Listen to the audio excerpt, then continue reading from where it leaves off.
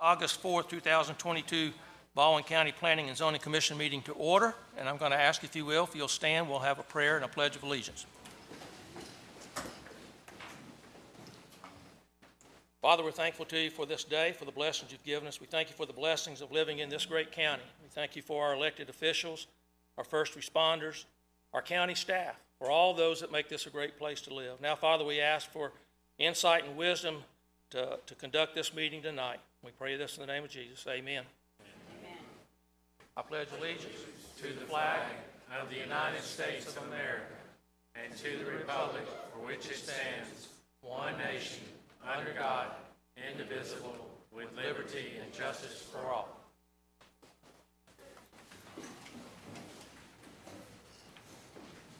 I'm going to call roll at this time.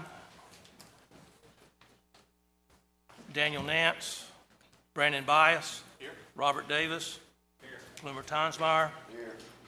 Jason Paget, here. Michael Mullick, here. Greg Siebert, here. Bill Booyer, here. Jamie Stratiger, here. Mike McKenzie, here. And Rebecca Teal. Here. And so many of you folks here tonight will be glad to hear we have a quorum. All right, let me begin by first off welcoming our new members, Rebecca Teal and Mike McKenzie. They are representatives from our newest districts that have voted to come within zoning of the county. We're glad to have you on board with us. All right. At this time, we'll have approval of our minutes. You all received a copy of the minutes. And so you have work session minutes and then the regular meeting minutes. Were there any corrections to those? If not, I'd have a motion that they both be approved. I'll make a motion that we approve the work session minutes and the meeting minutes of July 7th. Okay, Mr. Mullick's made a motion to approve. Do I have a second? Seconded. Mr. Tonsmeyer, I think I heard you on that one. So any questions? All in favor say aye. Aye. Any opposed? Well, the minutes are approved. Okay, before we move into our cases, as you can see, we have a large crowd here tonight. We have a number of items, probably one of the longer agendas we've had in a while. So let me just kind of set the parameters for the meeting so everybody understands how this will work. We will open the public hearing for each case. As that case is opened, our staff will come up and make a presentation. We, the Planning Commission, will have an opportunity to talk with them. The applicant will then come forward and make their presentation. We'll have opportunity to talk with them also. Then I will begin. If you fill out one of these sheets, I have those here. So when your particular case comes up, I will call you by those that have signed up to speak. We will ask, please come to the podium, give us your name and address. Try to limit your what you need to say to 3 minutes. There's just so many people, it's going to be a long meeting as it is. And I would ask as a favor, please don't applaud to everything that you, I know there's going to be things said that you like and you want to applaud. Please hold it because it just strings the meeting out. We're not restricting because we want to hear your comments. And we would ask another favor, do not repeat comments. If we hear something about traffic, we don't really need you to tell us 10 times that it's a traffic problem. More than likely, we already know because staff has already given us a recommendation and has gone over many of the issues. But please feel free to come up and speak to any item, the item that you've signed up for, to tell us what you have on your mind, but specifically anything new. We want to hear all that you have on your mind. So I will call on you at that time. There will come a point where I will close the public hearing. When I close the public hearing on that item, you will not be able to speak. So you don't raise your hand because once I close, it's closed. We will then deliberate among ourselves and we'll make a recommendation or a decision. And a lot of this will be explained as we go through the meeting tonight. Okay. We had a couple of items from our last meeting that unfortunately we did not get to complete. So they are at the beginning of our agenda tonight. Sherwood Grove is the first item on the agenda. So, Mr. King, And you Mr. have Chairman, some things you want to go through first? Yes, sir. And Mr. Chairman, I will pause and allow you to make your disclosure statement. Yeah, is there anyone on the Planning Commission that needs to declare any prior communication on Sherwood? Okay.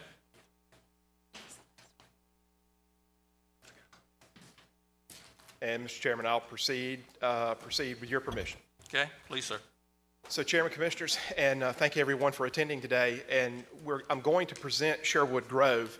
And first of all, let me give full recognition to Shawn Mitchell, who is she's a new staff member with the Baldwin County Planning and Zoning Department and Development Review Planner.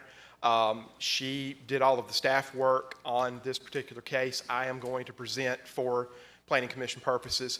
And Commissioners and also the citizens with us today, we're going to let Sherwood serve as a bit of a preamble to Gulf Coast Farm, because we have back-to-back an unzoned subdivision case and a zoning change request. So we want to try to, we recognize that there's a great deal of complexity to the regulations. There's a great deal of complexity to the procedures. Procedurally, things for subdivisions are different than for zoning cases. So what I hope that you see here commingled with presenting Sherwood will serve as a guide to how we operate, how the Planning Commission operates, and so forth. So we'll begin by introducing Sherwood Grove, which is a 166-lot subdivision, and you see a small version of the subdivision plat here on your screen. Staff is recommending approval. We have several more slides that will zoom in and show this in greater detail. Before we launch into Sherwood itself, I want to deliver, as I was mentioning earlier, the preamble and composition of the Planning Commission. We'll also talk about subdivisions versus zoning map changes. Usually we just say a zoning change.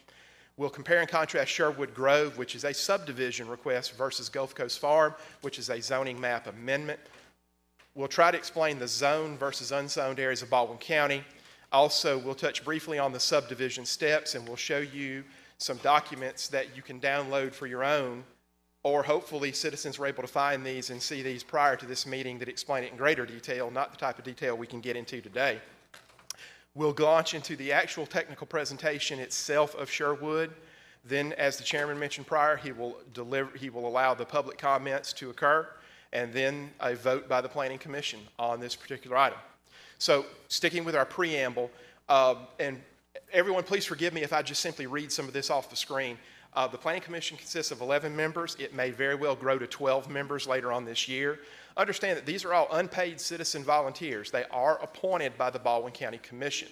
It requires 7 members for a quorum. I put the asterisk because prior to Tuesday of this week, the quorum was 6. We gained another member with the adoption of Planning District 37 and 38. In terms of having a quorum, they follow Robert's Rules of Order as well as the bylaws of the Planning Commission. Now, these are non-elected officials. They are not staff of Baldwin County. They are appointed county officials. They have no powers above and beyond those allowed by state statute related to planning and zoning activities in Baldwin County. Planning Commission has authority for subdivisions, subdivision variances, and highway construction setback appeals. They can recommend changes to the zoning ordinance, and subdivision regulations cannot approve the changes to those regulations. So we find ourselves sometimes debating the efficacy of a regulation rather than the matter at hand. So keep that in mind in terms of changing the regulations. That authority is with the Baldwin County Commission. And as we said earlier, they can recommend zoning map changes but cannot change the zoning map. They make a recommendation to the Baldwin County Commission. So Gulf Coast Farm, whatever recommendation the Planning Commission makes goes to the County Commission for consideration. In terms of Planning and Zoning Department, for a typical Planning Commission meeting, the staff member that conducted the review of the project presents their findings. So I'm presenting today on behalf of Shawn Mitchell. Thank you, Shawn, again. I'm the staff member. I am not the developer. And so the county staff members up here are not the developers. Keep in mind, we're county staff. Staff member is not advocating for or against any particular applicant. We are explaining the rationale for the recommendation we deliver to this Planning Commission. We also explain what county regulations have attained or have not attained compliance. And as you heard earlier, the chair typically allows the applicant or applicant's representative to address the Planning Commission, to answer questions about the application before allowing citizens to address the Planning Commission. That is a public hearing. And of course, they have the opportunity to take action on these items. So let's talk about zoning versus subdivisions. So thank you to Matthew Brown, our director, who couldn't be here today. So in the zoning world, talking about and what we're evaluating is transition from less intense uses to more intense uses. Land use, not land division. So compatibility, you're going to hear that word a lot today. That is a subjective review. The Planning Commission has very broad discretion. A balancing test is a good description, and you analyze like a lawyer or a judge, whereas a subdivision, dividing land into multiple lots or units, not regulating the use, that relies on zoning if it's zoned. So technical compliance is what we're looking for today. Technical compliance is what we're going to evaluate Sherwood Grove against. This is objective. Planning Commission has very little discretion. Think of it as a building permit for a piece of land. Review is like a checklist, and we literally have numerous checklists that staff use, analyze such as an engineer. So therefore, Gulf Coast Farm would use the criteria on the left. Sherwood Grove, when we talk about here in a moment, uses the criteria as you see on the right. Here I'm simply showing you the cover of both of those documents. So you have your zoning ordinance on the left and the subdivision regulations on the right. So if these are the rule books that the Planning and Zoning Department administers, Sherwood Grove would follow the subdivision regulations, Gulf Coast Farm would follow the zoning ordinance. So let's talk about zone versus unzoned Baldwin County. We won't dwell on this, but so for transparency purposes, realize this is the state statute, what you see on screen, that allows the Baldwin County Commission to adopt planning and zoning driven by the citizens, at the request of the citizens. So if we look at our planning districts map in Baldwin County, notice we have the entire county. What I'll call to your attention here is look at the legend. The white areas with the white background are unzoned. The yellow areas are zoned. The city limits are shown in green. So if you're in green, you live within one of the municipalities of Baldwin County. We clear the map again. If we draw a square around Planning District 14 and zoom in, you'll see Planning District 14 is not zoned. This is the approximate location of Sherwood Grove within Planning District 14. There was a zoning referendum several years ago for Planning District 14 that was unsuccessful. Zoning was not adopted in 2010. Switching to Gulf Coast Farms for just a moment for comparison purposes, let's draw a square around the eastern portion of the county around Lillian. And if we zoom in, you'll see Planning District 33, 23, and 29. The approximate location of Gulf Coast Farm, as you can see, is within Planning District 33 and is zoned.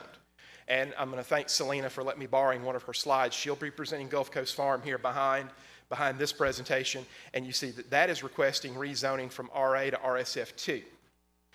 And just a quick note here, as you see on screen, is when Planning District 33 instituted county zoning.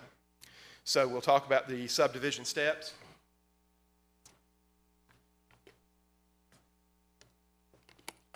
So as you see in yellow, what we're talking about today for Sherwood Grove is a preliminary plat. There are several other steps required to get that subdivision built if it's the pleasure of the Planning Commission to approve it and if it's the desire of the developer to construct it. So several steps must carry out before that final plat recording occurs, and we'll explain that here in just a moment. Chairman, Commissioners, I'm not going to explain this here in detail, but I put these two documents here, these 2 pages right here. This is a detailed explanation of the development process, zoned versus unzoned, actually subdivision regulations versus zoning regulations. We put this out into the public folder that we make available for the public, hoping citizens would be able to take a look at this prior to the meeting to understand procedurally what we have to do. We can use this to answer any questions when we get to the public hearing if it's beneficial. So we won't go through that in detail, but it explains preliminary plat versus final plat versus subdivision permit and so forth. Traffic study, zoning map changes, etc. We'll use this later if we need to. So as we saw earlier, we are going to launch into Sherwood Grove. We're going to use the subdivision regulations as our rule book. So we're going to begin the technical presentation of Sherwood Grove. We will have a little bit more cross comparison with Gulf Coast Farm here in a moment. So when we present subdivision cases, we'll typically provide for the public a slide of this type where we give the basic property information: who is the owner, who's the developer, the surveyor of record, the engineering firm. What I'd call to your attention here, again, as we saw earlier, Planning District 14 has not implemented zoning. Their request is 166 lots. We have the various data in there, including what I highlighted this, 6,501 feet of linear street of streets for public use. That means the developer intends to build these streets, dedicate them to Baldwin County, and request Baldwin County accept them for maintenance.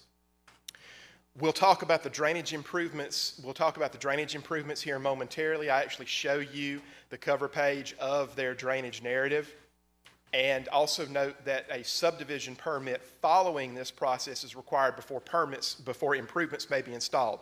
Should the Planning Commission approve this today, that does not authorize improvements to be installed, not yet.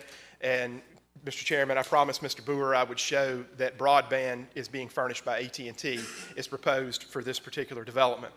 So we'll show a map of the area. We'll show the map of the area. What you'll notice, the light blue is Fairhope, the city of Fairhope's planning jurisdiction.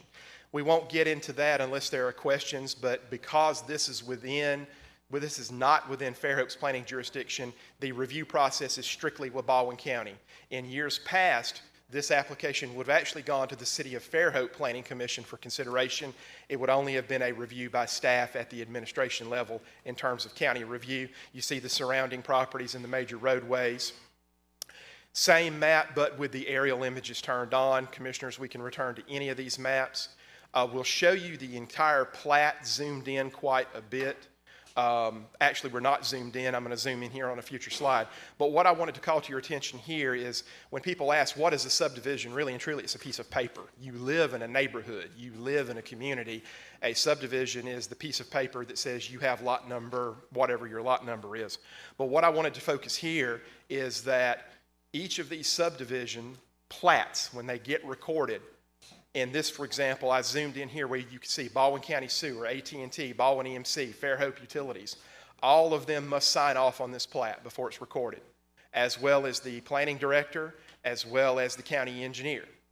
If those improvements are not put in properly, these various entities will not sign the plat, and then the plat cannot be recorded until it's signed. What we're going to do here, again, to kind of parallel a bit to Gulf Coast Farm, is show you two recorded subdivision plats near the Gulf Coast Farm property. So what you have here is Terra Nova. I'm going to take down some of the images you see here on screen, but what I'd call to your attention in the upper left-hand corner, notice that's your basic site data. How many lots, what it's zoned, if it's zoned. I like this engineer because they give us the actual density. Terra Nova has a developed density of 2.15 units per acre. You see the engineer who handled this particular application, the various utility providers. The lower right-hand corner, you see that's the actual recording stamp where it was recorded with the judge of probate's office. And here you see the actual utility providers have signed the plat, as well as when we have a mortgage situation, the mortgage company will also sign the plat.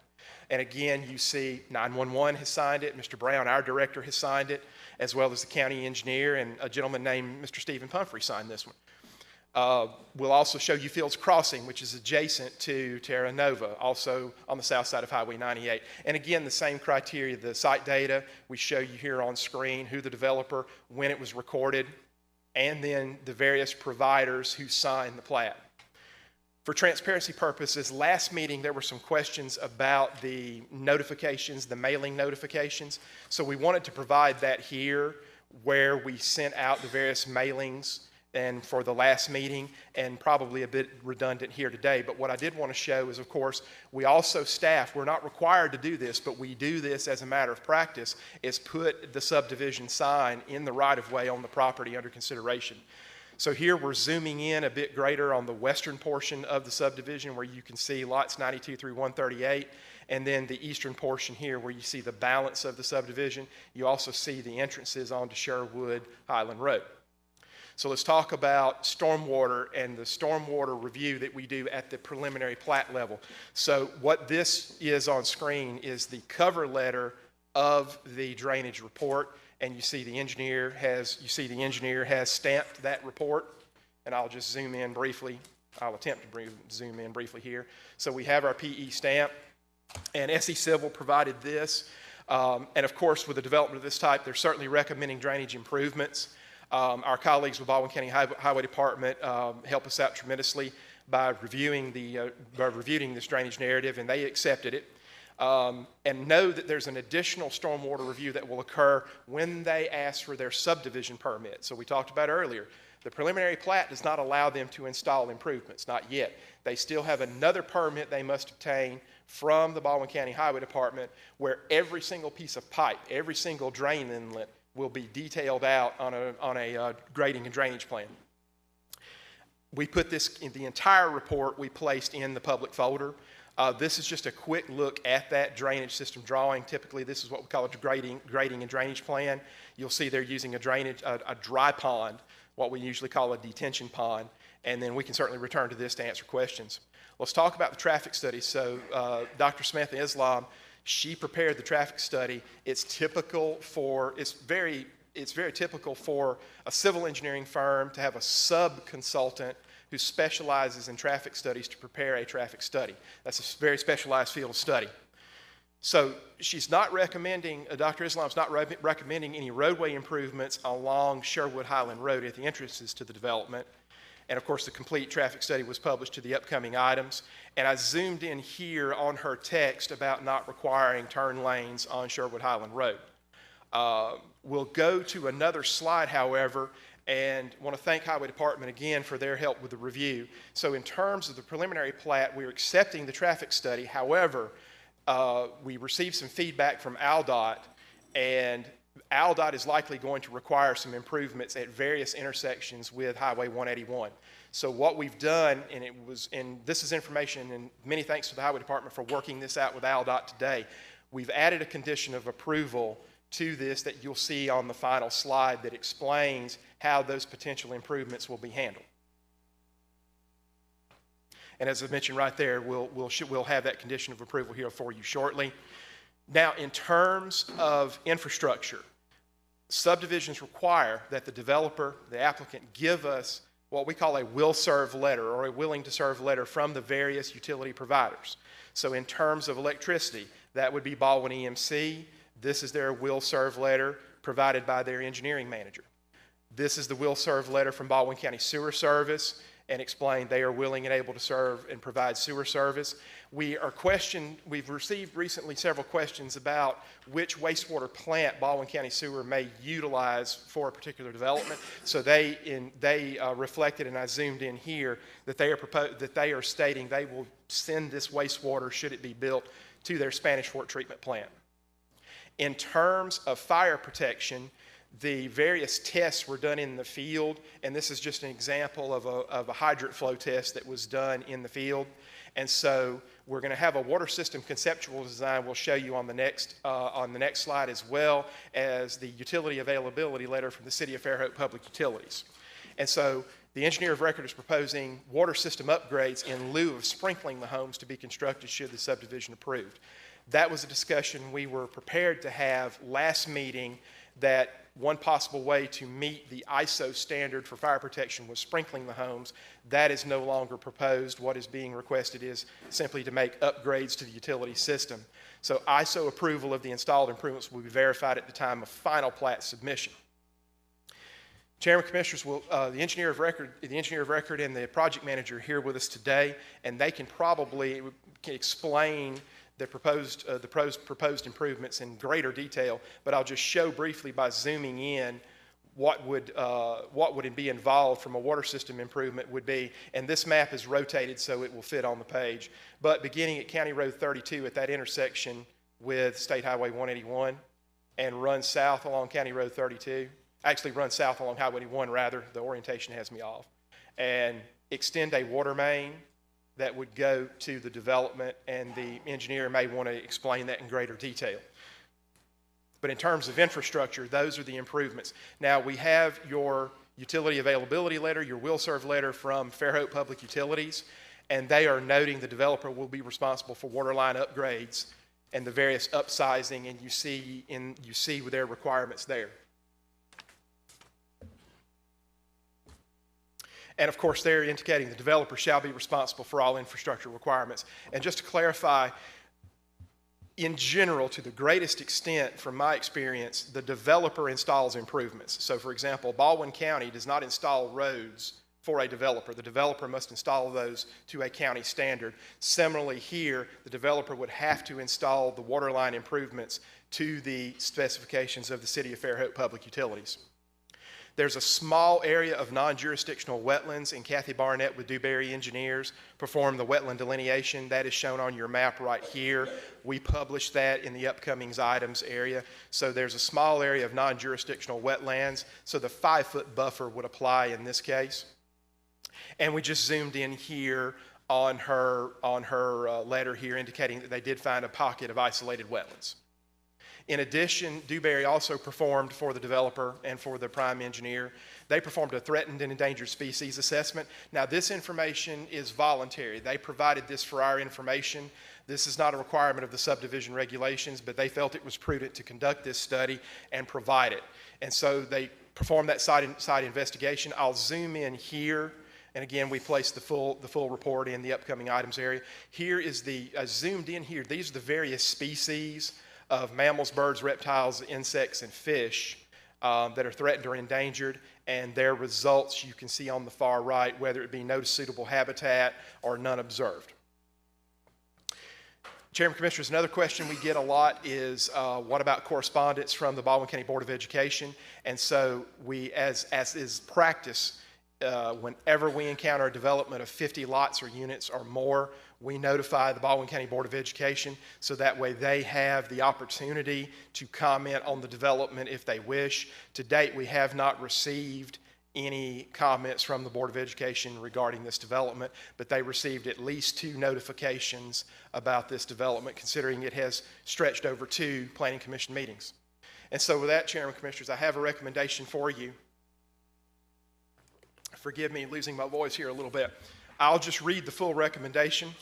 Staff recommends the preliminary plat application for case number SPP 22-7 Sherwood Grove be approved, subject to compliance with the Baldwin County Subdivision Regulations, which is a standard wording we place in these recommendations, including but not limited to submission of a request for a subdivision permit to the Baldwin County Highway Department for all improvements and system upgrades to be installed with the development, and subject to the following condition: installation of any improvements by the developer at the intersection of County Road 24 and State Route 181, as well as the intersection of State Route 181 and Sherwood Highland Road, if required by the Alabama Department of Transportation.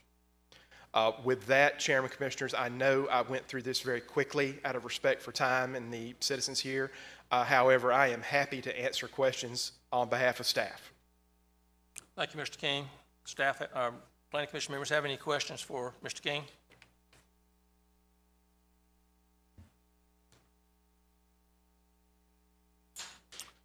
Okay. I think we have none. Yeah.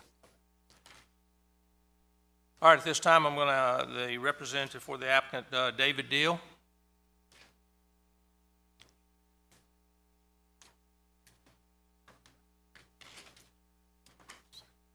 Advance the slide, back up the slide.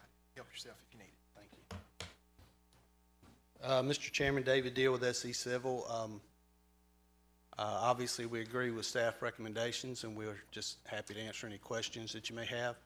We'd also like to ask that we be allowed to respond to any new information at the end of the public hearing portion. Yeah, I would probably call you back up for that as we hear comments. Anybody have any questions for Mr. Deal at this time? Mr. Deal, could you on a postage stamp tell me how the dry pond is supposed to function? Is it going to hold any water at all? Yes. I'll be more comfortable letting our engineer Okay, that would be that. fine. I'm not an engineer. That would be fine. And if you want, Larry Smith, if you want to come on up, and since y'all are with the same firm, you can just stand here at the podium together, and that way. Got any other questions we can ask?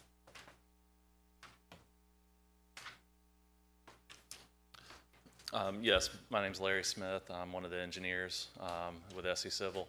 And the dry pond is a dry infiltration pond. We had very nice sandy soil here in that general area of the site. And so a good bit of the water from the pond will actually infiltrate into the ground. And then out of that pond, we'll probably release about half as much that releases in the existing condition. But we're able to get a nice sand stratum that will allow infiltration. Thank you. Okay.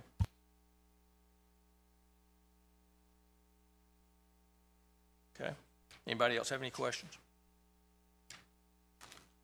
Thank you, gentlemen. We'll probably may have some things we'll call you back up for. All right, at this time, I'm going to, for those that have signed up, I'm going to call you to come up again. Try to limit it to 3 minutes, if you will, and tell us what your comments. Try not to repeat. Carl Pizzotti.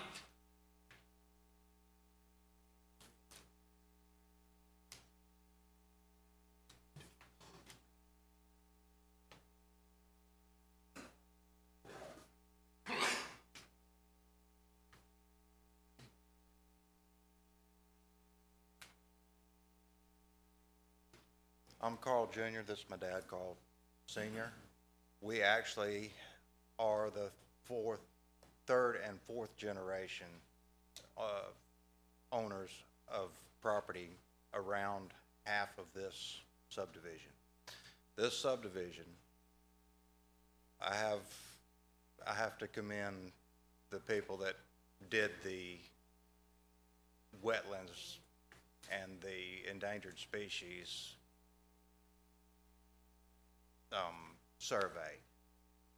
Unfortunately, I've lived on this property, my dad's lived on this property, my great-grandfather has lived on this property.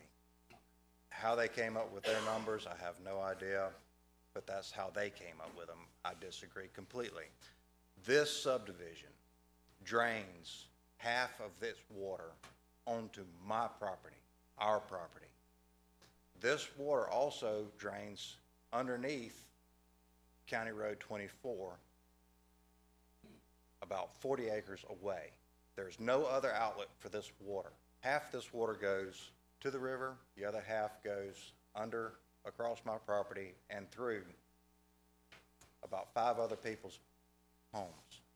This will severely restrict my access getting into our property because of the elevated water level.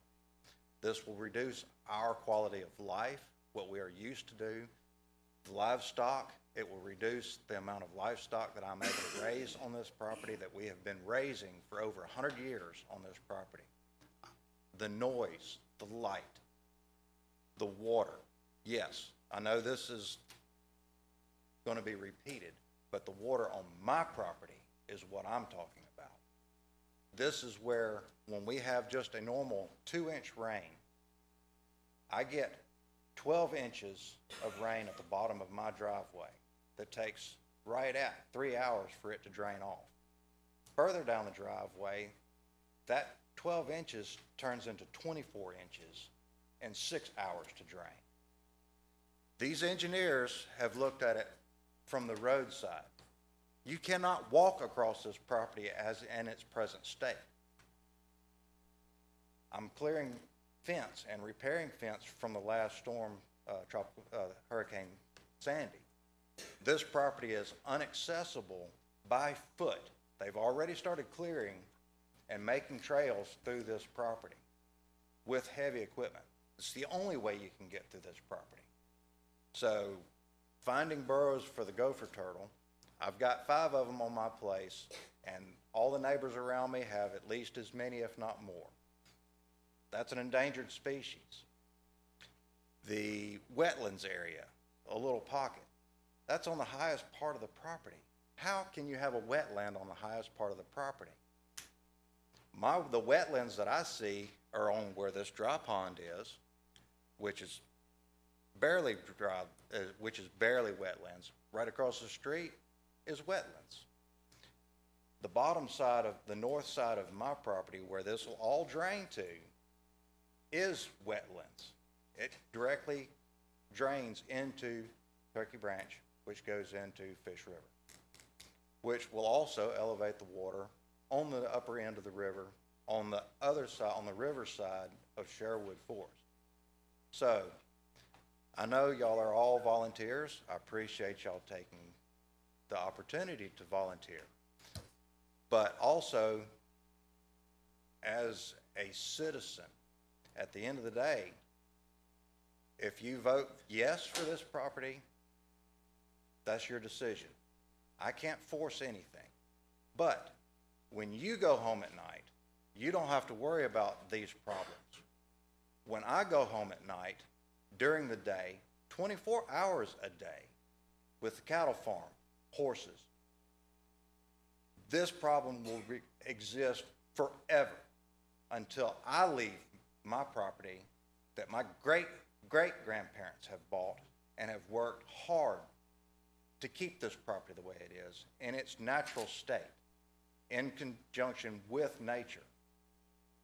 But, like I said, that is something our family, my generations after me, my son, my grandsons, they were the ones who will have to deal with this, or we completely sell out to other developers and put in more. That way we go ahead and finish destroying whatever's left. Anything else? You put it off, take care of it, that's all. That's the only thing I can think of is, as it stands right now, the way the county has grown, developers run the county, nobody else does. So I strongly oppose this subdivision, and most of the other subdivisions that are, but for this one directly, this one is personal. This affects my family personally. Thank you Okay, for your thank you, time. sir. Philip Norris.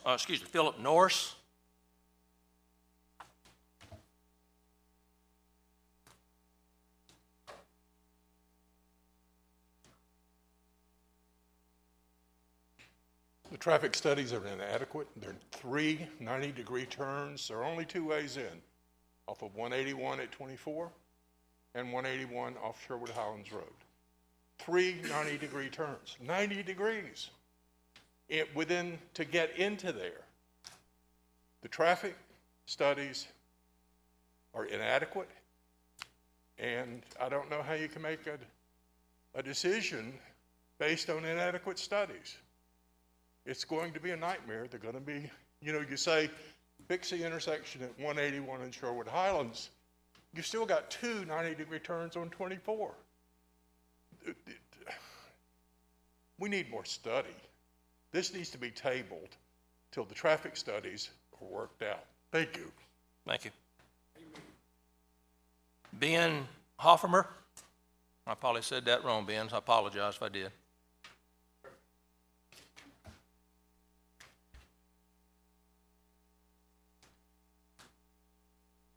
Hey, I'd like to thank you all for the opportunity to speak, and I'll try not to repeat anything that was just stated about the traffic study, but I also have concerns with the details in it, especially around pedestrian safety. It's not addressed at all. I walk with my wife in the area. I like to jog on those roads as well, and with the increase of traffic, I believe it'll be significantly more dangerous. The intersection of Sandy Lane and 24 already has a blind corner. The traffic study doesn't address that at all. And with the increased volume of traffic, it's going to make it much more dangerous pulling in and out of Sandy Lane onto 24. So I think there's some further evaluation that should be done in the traffic study. And then if there should be some evaluation of whether sidewalks should be included in the area. If the neighborhood's so dense it requires sidewalks by the county ordinance, you should expect the traffic to flow out onto the roads around it, and also generate a need for sidewalks for pedestrian safety. In addition, the water, I know there's a letter from the city about being able to provide water, but when we get notifications from the city about how they're about to enforce restrictions on us on water consumption, I don't think a bigger pipe is going to change the amount of consumption in the area. We're still at the limit, and I haven't been able to find in the public domain any information about the plans to address that, and I don't want to be impacted by the additional demand to have to additional restrictions on my water usage. And then other safety issues, as it is a county area, there's lots of gunshots in the area already. It already got mentioned, my boat was actually shot over the weekend, and I'm concerned that putting such dense neighborhoods out in the country, there's not any new rules that'll apply to them. There's nothing the police could do for me. You're gonna have people on quarter-acre lots with the ability to shoot on Pistol Drive. I mean, that's the name of the road. It just seems irresponsible and reckless, in my opinion, to put that in the area that it's being proposed to put it. Appreciate your time. Thank you. Okay, thanks, sir. Lou Willis.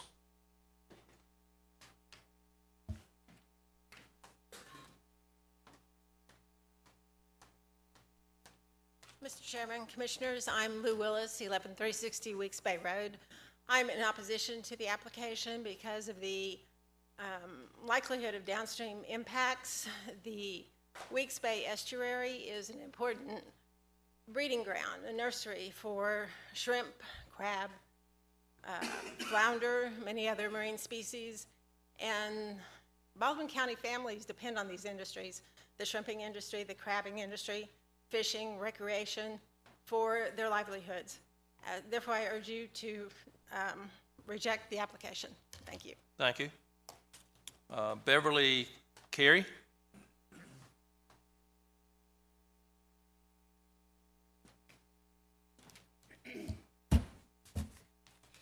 Hi, my name is Beverly Carey. Excuse me, I didn't know that's so loud. First of all, I thank you all for coming and helping us.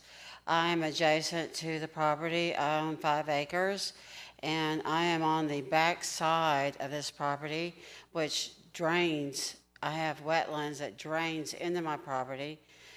Without this Sherwood Grove subdivision proposal, and we have had, lots of rain recently, and it fills up. When I bought the property in 2000, well, it was 1999, I guess. I bought the property, and I built the house. It said dry pond on the proposal that I bought. Well, I did not realize that dry pond meant wetlands. So, I subdivided the 5 acres into 3 lots, which my dad said, he's an investor, he said, you need to do it now because they're really changing the laws and all this stuff in Fairhope. And, if you want to do this later in life, you need to do it now because all the laws are changing, blah, blah, blah. So I did do that. I bought a fire hydrant, which was $2,000 to help our environment in our area. I did what they wanted me to do in Fairhope. And I just want to go over a few bullet points. And I know that, you don't really want to hear that because you don't live there. But anyways, number 1 is how you are going to prevent water erosion and flooding during all the construction. And I'm disabled, so I wrote this down. So, I'm sorry that I'm reading it from a piece of paper, but I am disabled, so I want you to understand that I wrote this down. And, I did call Channel 5, so I hope they're here. How are you going to prevent the water erosion and flooding during all this construction? What materials are you used to protect the other properties, which is mine and other people's that are running down the road? It's a hill. So if they take all the trees down, it's going to run down the hill. And if you put concrete on top of every single house, 166 houses on top of each other, there's nowhere for the water to go, so it's going to go down the hill, and it's going to flood all these houses on Mockingbird Lane, on Wren Road, on the other roads, and on my property, because I do have wetlands on my road or on my property. I have 5 acres. I've been there 23 years. I did not realize I had, wetlands until I tried to sell a piece of that property, and the guy told me, you can't sell that, it's wetlands. I said, well, he told me it was a dry pond. Anyways, so that's that. That's number 1 bullet. And number 2 is, let's see, excuse me because I'm disabled, but I want to get this all out. And if I don't get it all out, my husband will, because he's a veteran. This will also affect the animals and habitat loss during homes, which will need 120 days. We need 120 days to have somebody to help us in the environment. We're asking 120 days for you to give us to let somebody come in, because I have pictures here. I have been there 23 years, and so has these elderly ladies in the front. They have been there longer than I have. They have habitated to us, and we have habitated to them. We have pictures, and I have pictures to prove that they are habitats of the species in this area. And we want the government and you guys to let us have the actual time to get somebody in there to help us to stop this project because there are habitats, species that are living there, that are breeding there, that are having, the things that we need in our ecological development. If now number 4 or whatever it is, and I remember what it's down here, and I don't need the paperwork anymore.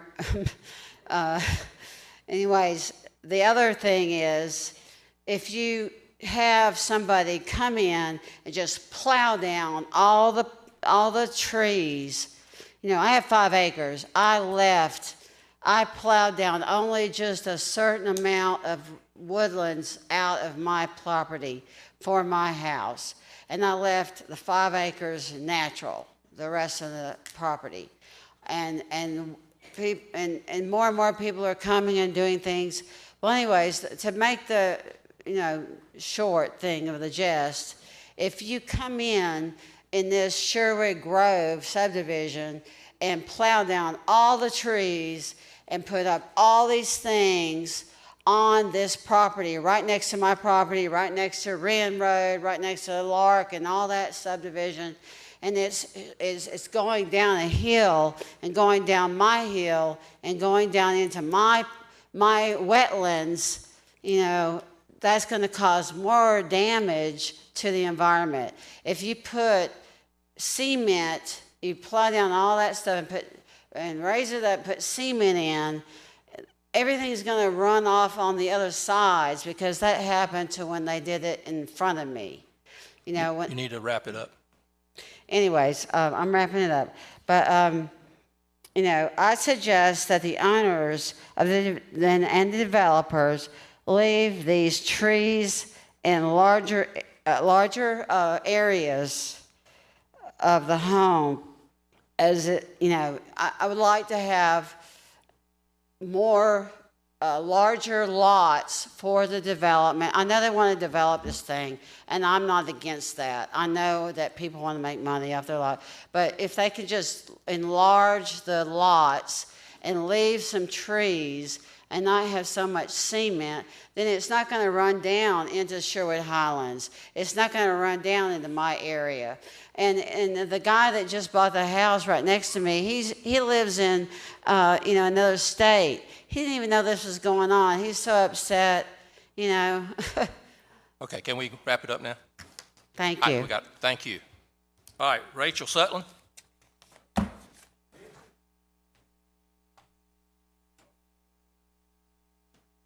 Or is that Richard? Yes, Richard. I'm sorry. That's all right. I've got a letter from a man that couldn't be here today. I'm going to read. To whom it may concern, my name is Joseph Waters, and I am a resident of Baldwin County. Current residence is 1657 Highway 181, Fairhope, Alabama. I am writing this letter to voice my opposition to proposed Sherwood subdivision.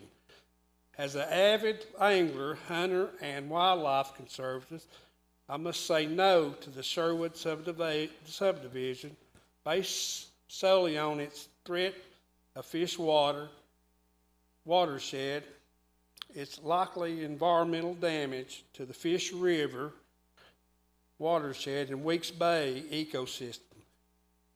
Also, the proposal subdivision, along with other proposed, are a threat to my family's lifestyle. Baldwin County is allowing too much family's lifestyle.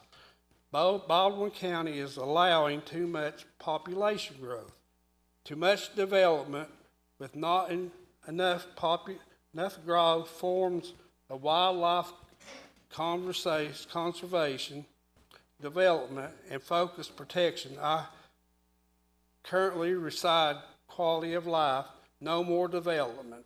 Joseph Waters. And again, with the road there, I'm not from around here, and I'm not been through a hurricane. But how are you going to evacuate all these people with these 90-degree turns in there? Helicopter them out?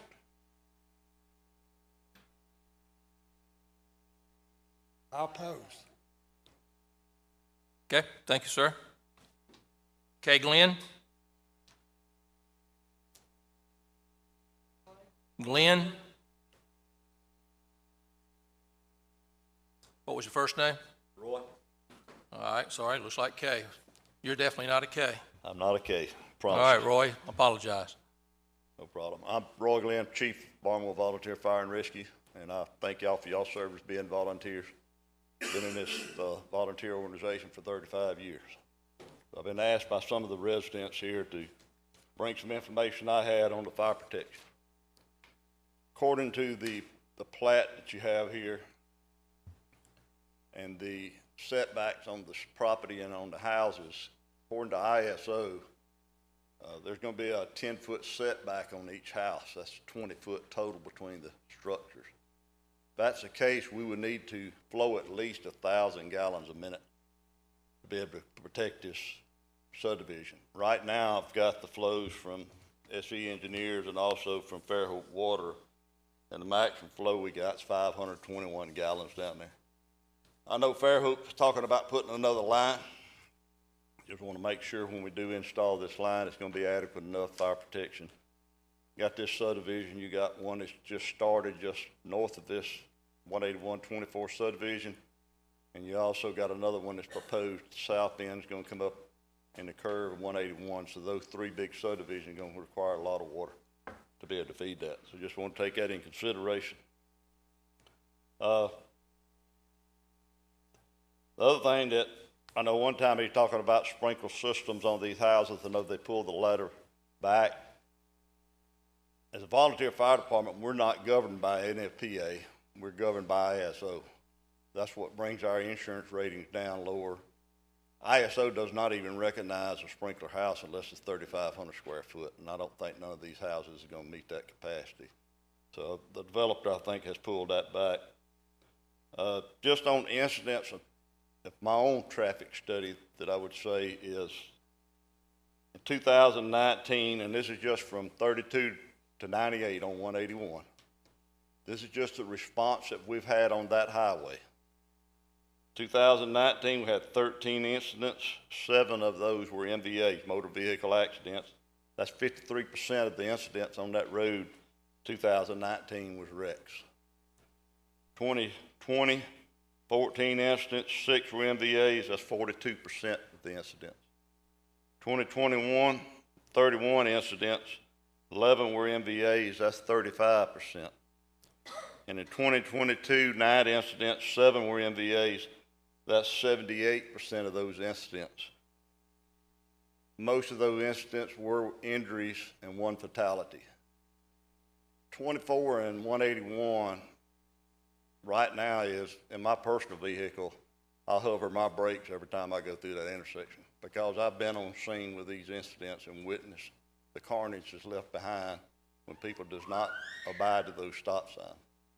We're talking about adding another 300 plus residents coming out of that intersection at 8 o'clock in the morning, 7 o'clock in the morning going to work, and that's 2 cars per household. You're going to dump a lot of traffic on 191, and I don't think that's been in their study. So they need to look at that. They need to look at this other 2 subdivisions fixing to hit. That's going to dump probably over 600 to 700 cars out of there every day on the 181. I just would like y'all consider this. I'm here for these folks, trying to give them what they need as far as the information they need. One other thing I would like to say is on this plat, disappeared now, it's where the 2 subdivisions, the whole plot.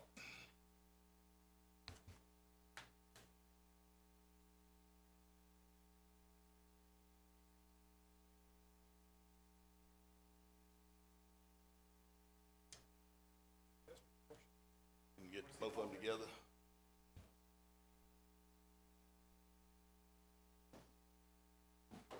I have a concern right here where these 2 intersect, is you got 2 highways or 2 exits for these people to exit. This area here just takes over half of this subdivision, 80-something homes, and directs it down into one street. We have an incident between those 13 houses right there. There would be no way for that west end of that subdivision to get out in an emergency situation, or we cannot get emergency vehicles to them. if we got a fire hose across the street trying to fight structure fires. I'd like to reconsider that is make sure that an exit's put into that, this subdivision goes through. And I'd like to say that until these things are met, the concerns of these people, the fire protection for this subdivision is put forward so it satisfies those neighbors, then I would like for y'all to deny this proposal. Thank you. Thank you. Okay, I have several more. I'm going to call your name, but please don't repeat. I think we get it on the traffic part and in drainage. So if you've got something new, please come up and say, Frank Leatherberry.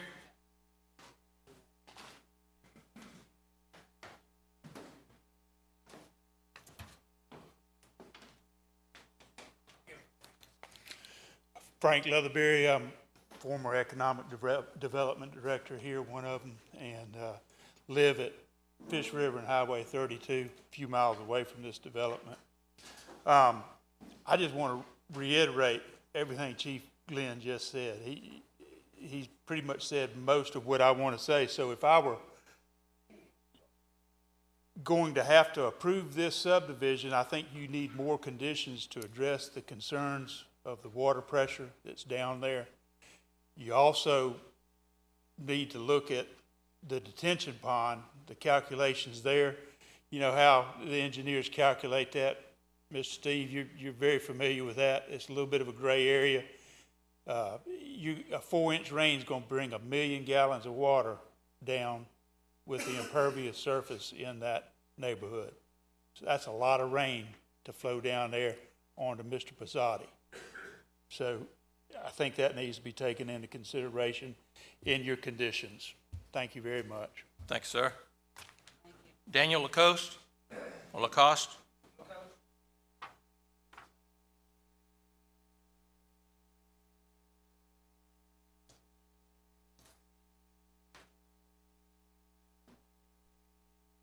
Thank you for letting me speak today. I'm not going to talk about the roads or the water pressure or anything. What I do want to talk about is your sewage. Now, common sense will tell you, you're going to put in 166 homes, and you're going to pump that sewage 20 miles up the road, which makes no sense. With all the development going on up 181, all the subdivisions are putting on, Baldwin County alone has had 240,800 gallons of sewage spills in the last year. 94,000 of those gallons went straight into our waterways. That's killing our fish, making people sick. I was watching the news last week. 9 people come down with that flesh-eating bacteria. A man from Saraland just died from it. Y'all might think it's funny, talking about somebody else's poo, but the fish that you're eating out of Mobile Bay, if you're eating it, hey, good luck. I won't eat it. I love to fish. I love to, go to the beach, but I do not get in the water. If you're taking your kids to the beach, good luck. I hope they recover. The developments that y'all are allowing in this county is killing the water systems. Where the fish swim, where your kids play, the development needs to slow down. Think about 166 homes flushing their toilets, then pumping that toilet water 20 miles up the road to an overloaded system already that I have seen no improvements in any of our septic systems. Well, just last week, there was a case where they were having to dig out one of the creeks. My wife was driving by there the other day, and she said the creek smelled like sewer water. I can't smell because I got ran over by a car, and I lost my sense of smell. But my wife, she doesn't even like going down that road because of the sewage smell that's being dumped into our waters. And y'all are going to put in another 166 homes, and I'm looking at your little sheet. How many subdivisions are you putting in? These multi-home on quarter-acre lots. Where's all that poop going? Now think about it. 94,000 gallons. That's 10 tanker loads of sewage going into the waters that we are drinking, that we're pumping out of the ground, putting it into these water towers, and then you're selling it back to people. At 240, another 15, almost 160,000 of those gallons. That's another, all that's being dumped onto the land. It's y'all's responsibility. Y'all could either take care of the developers or you could take care of these people. Y'all work for us, not the developers, not BCSS. These are the people that y'all are supposed to take care of. Y'all are sworn oath to take care and uphold and to protect these people, not the developers, not BCSS, because they're the ones that are going to be making the profits. BCSS is the largest private sewer and septic system in the state of Alabama. They've done nothing to improve their systems. City of Gulf Shores is suing them. They've been sued several times, but nobody's doing anything about it. It rests on your shoulders. Your shoulders you are the people that are allowing this to happen. Who are you going to take care of? The big contracts and developers or the citizens of this county? Thank you. Okay. George Wood.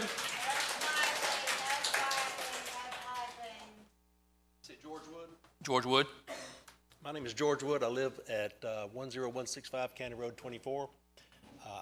I tend to forget to breathe when I speak in front of a lot of people, so I'm going to try to read this slowly and breathe. Hopefully it's not repeating. If I do, it'll be very quick, because quick. My wife timed me this morning, 1 minute, 11 seconds. We got 16 more items, so do this. 1 minute, 11 seconds. We're listening, but just make it quick. It's not repeating. Along County Road 24 to the east, from State Road 181 to Sherwood Highland Road, there are 83 homes. Sandy Lane is in this area as well. At the end of County Road 24 and to the east of Sherwood Highland Road, there are 6 streets. This is Sherwood Heights Subdivision, which has 98 homes. That's 181 homes total. The proposed subdivision has 166 homes packed into 50 acres of land, which is much smaller than the surrounding neighborhood, which does not mesh with the existing demographics of the area. Homes in this area are from 1/2 acre to many acre lots. Also, Hurricane Sally dumped between 15 and 30 inches of rainfall across Baldwin County. Do the drainage calculations take this amount of rainfall into consideration? We do get a lot of hurricanes. I'm also concerned with how this development will affect how standing water accumulates, flooding of adjoining properties, how runoff from the detention pond will affect the area, which is very close to Waterhole Branch, a tributary of Fish River, how clear cutting all the trees will affect existing wildlife, and how it will affect our property values. I realize we are not zoned, but we live here because we like the low density of homes, and this proposed subdivision throws a big wrench into why we live here.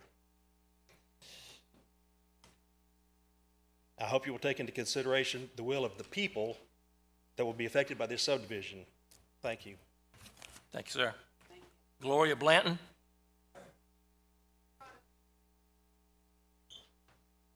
I'm doing this sitting down because I can't stand That's fine. and walk. Thank you all for your service, your volunteer service. We appreciate it. I'm speaking, thank you. I'm speaking on behalf specifically of myself and my sister who have lived immediately adjacent north of the planned subdivision since 1999. We have many concerns which have already been voiced today, and we feel very strongly, and we very strongly urge that you not approve this plan for this subdivision. We love that 50 acres because it is a small green space and has many birds and wildlife on it. I won't go back into all of that, but we do urge that you not approve the plan.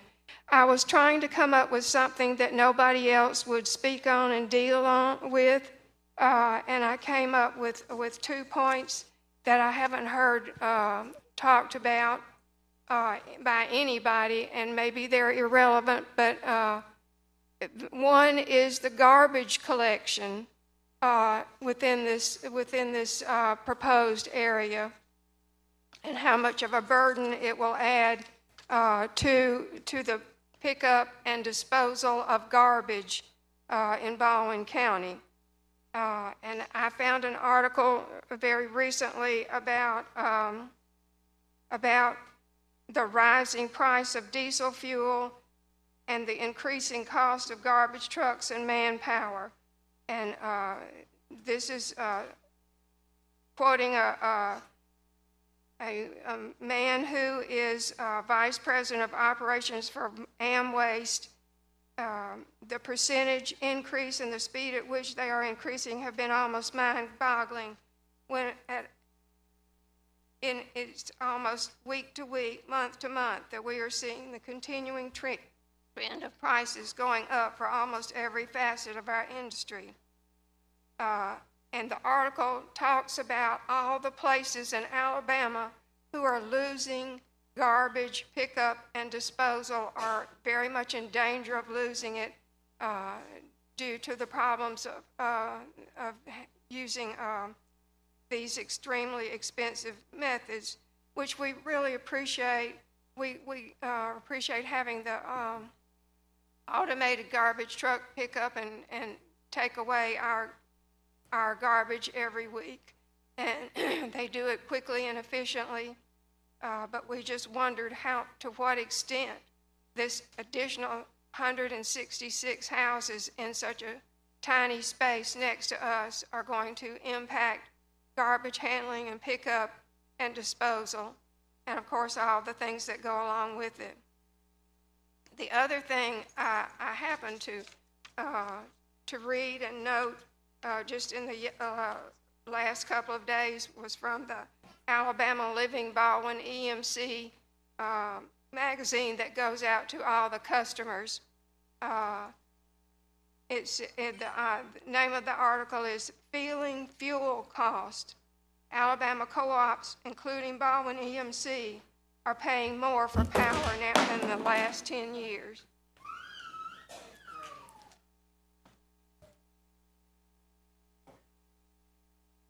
Go ahead, we're listening. They're paying more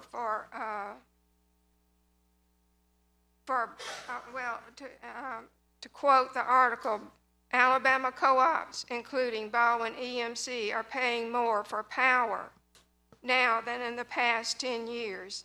Members of the Baldwin EMC's engineering department are reviewing trends in natural gas prices and power production costs, which are higher now than they've been in the last 10 years and are steadily increasing and steadily trending upward.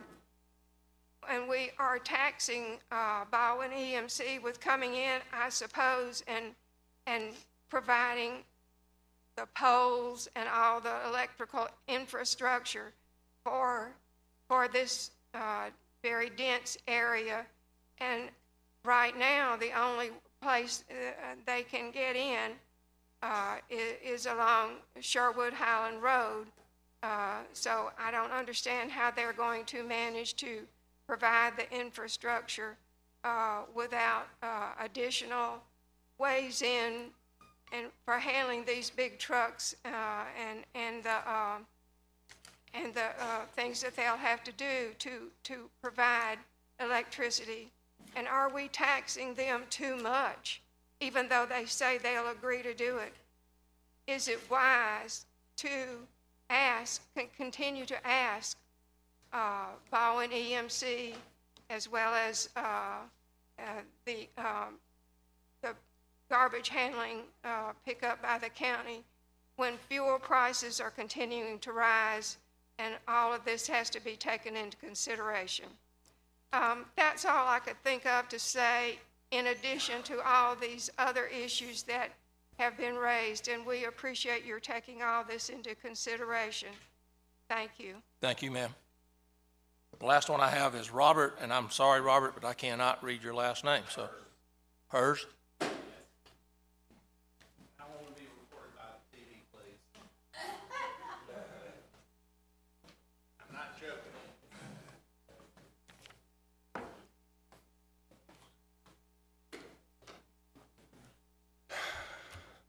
I live on Mockingbird Lane in Sherwood Forest.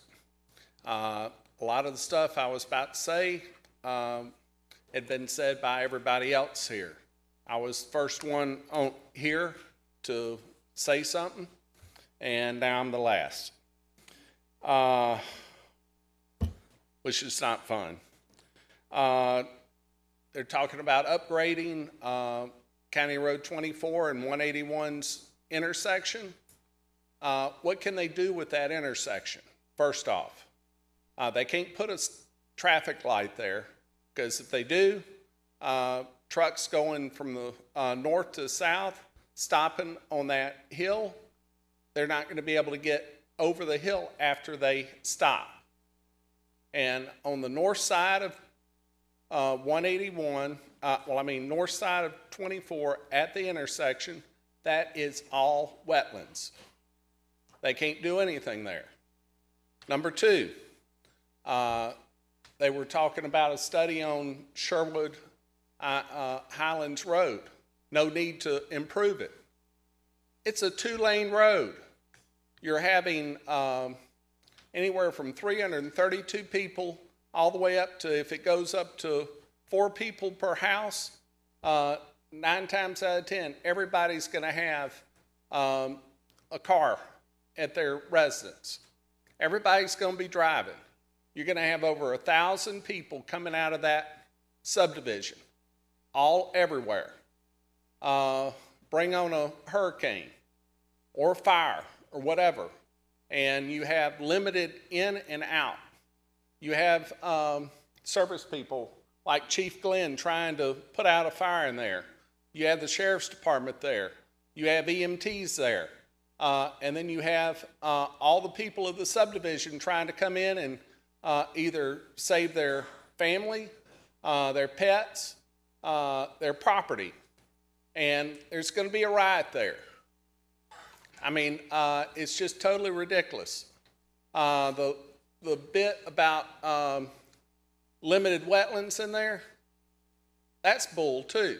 Because you need to do a resurvey on the ecological on how much of that is wetlands. There is, I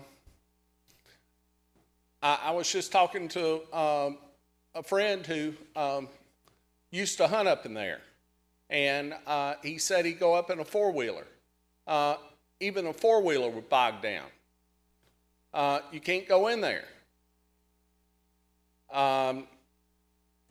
It's ridiculous.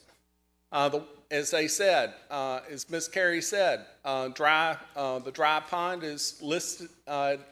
She found out that it was wetlands. Is that all the wetlands there? I mean, they have all the drains going straight down to the wetlands, if you notice.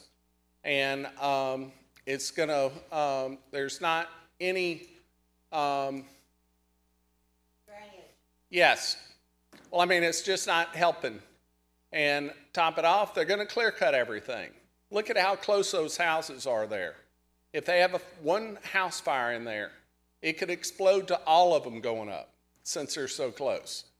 And you're going to have everybody coming in there trying to save stuff. I mean, the limited in and out, that's not good. The road coming from the last S-turn at 181 and Sherwood Highlands, that's not a good intersection to put a light at. The other one is impossible. And then you have 2 S-turns in there on the north side. You have another S-turn on the south side. There's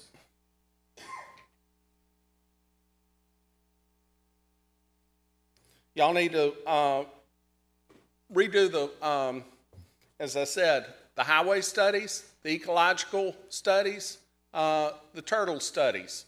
The turtle studies, the developer actually got the best people there in the state that did do turtle studies in that area and on Fish River and Waterhole.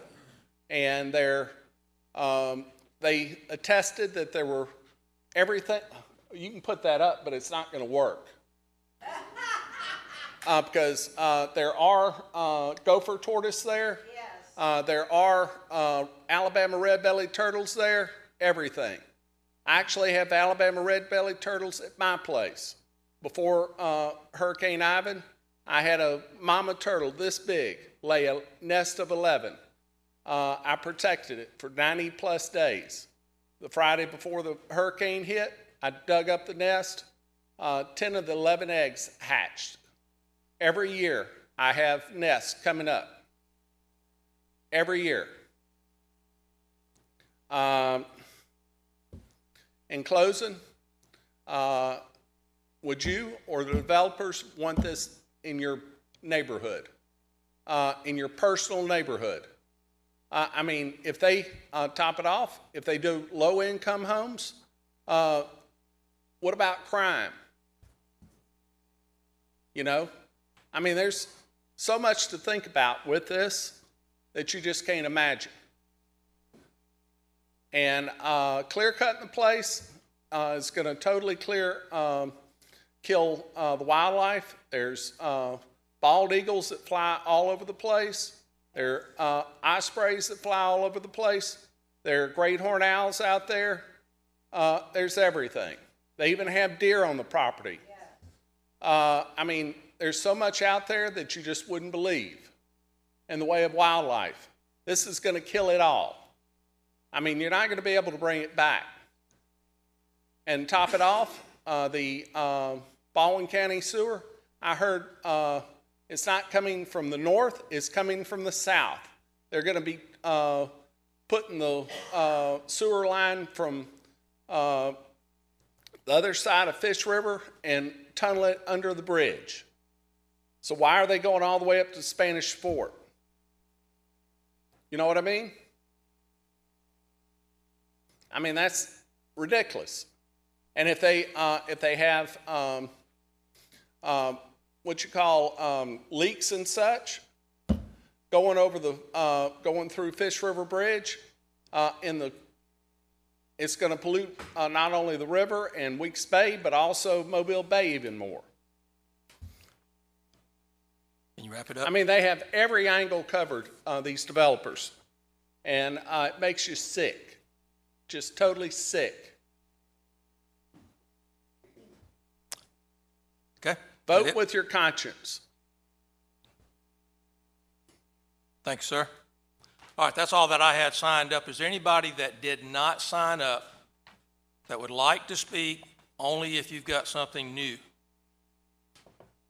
Something new? Something different from what we've heard? All right. Give us your name and address when you come up.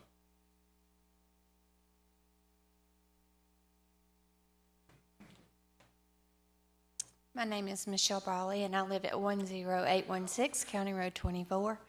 One thing that hasn't been brought up as far as the traffic study goes is on one of those S-curves on 24, there is a subdivision, and there's a sign on it that says Fairhope Mobile Home Park, and I don't know how many residents that's going to bring in, but that's also going to cause a lot more traffic on 24. Okay. There's no mobile homes right there right now, but it's about 11 acres. Okay. All right. I'm going to ask the developer's representative to come back up. David Deal or... All right, it's going to have to be quick. This will be the last one. Something new. It is brand new. I'm Donna Compton. My husband's Barry Compton. We live on Mockingbird Lane. We have water running under our house from across the street because the drainage in our area is so bad. Granted, that's not another issue, but the new issue is we tore an old house down and built a new house. We are in the process now of getting building department permission to improve that house, and we plan to spend between $50,000 and $100,000 more than what we've already got in it. Why should we? You tell me why. If this was your choice, would you add an elevator to your house because your knees won't let you get up the stairs anymore? Would you add a bigger deck to your house and enclose the sunroom? That's what we want to do, and that's what we would spend. And we're about ready to sell out instead of staying. Thank you. Thank you. All right, Mr. Deal or Mr. Smith, either one, or maybe both.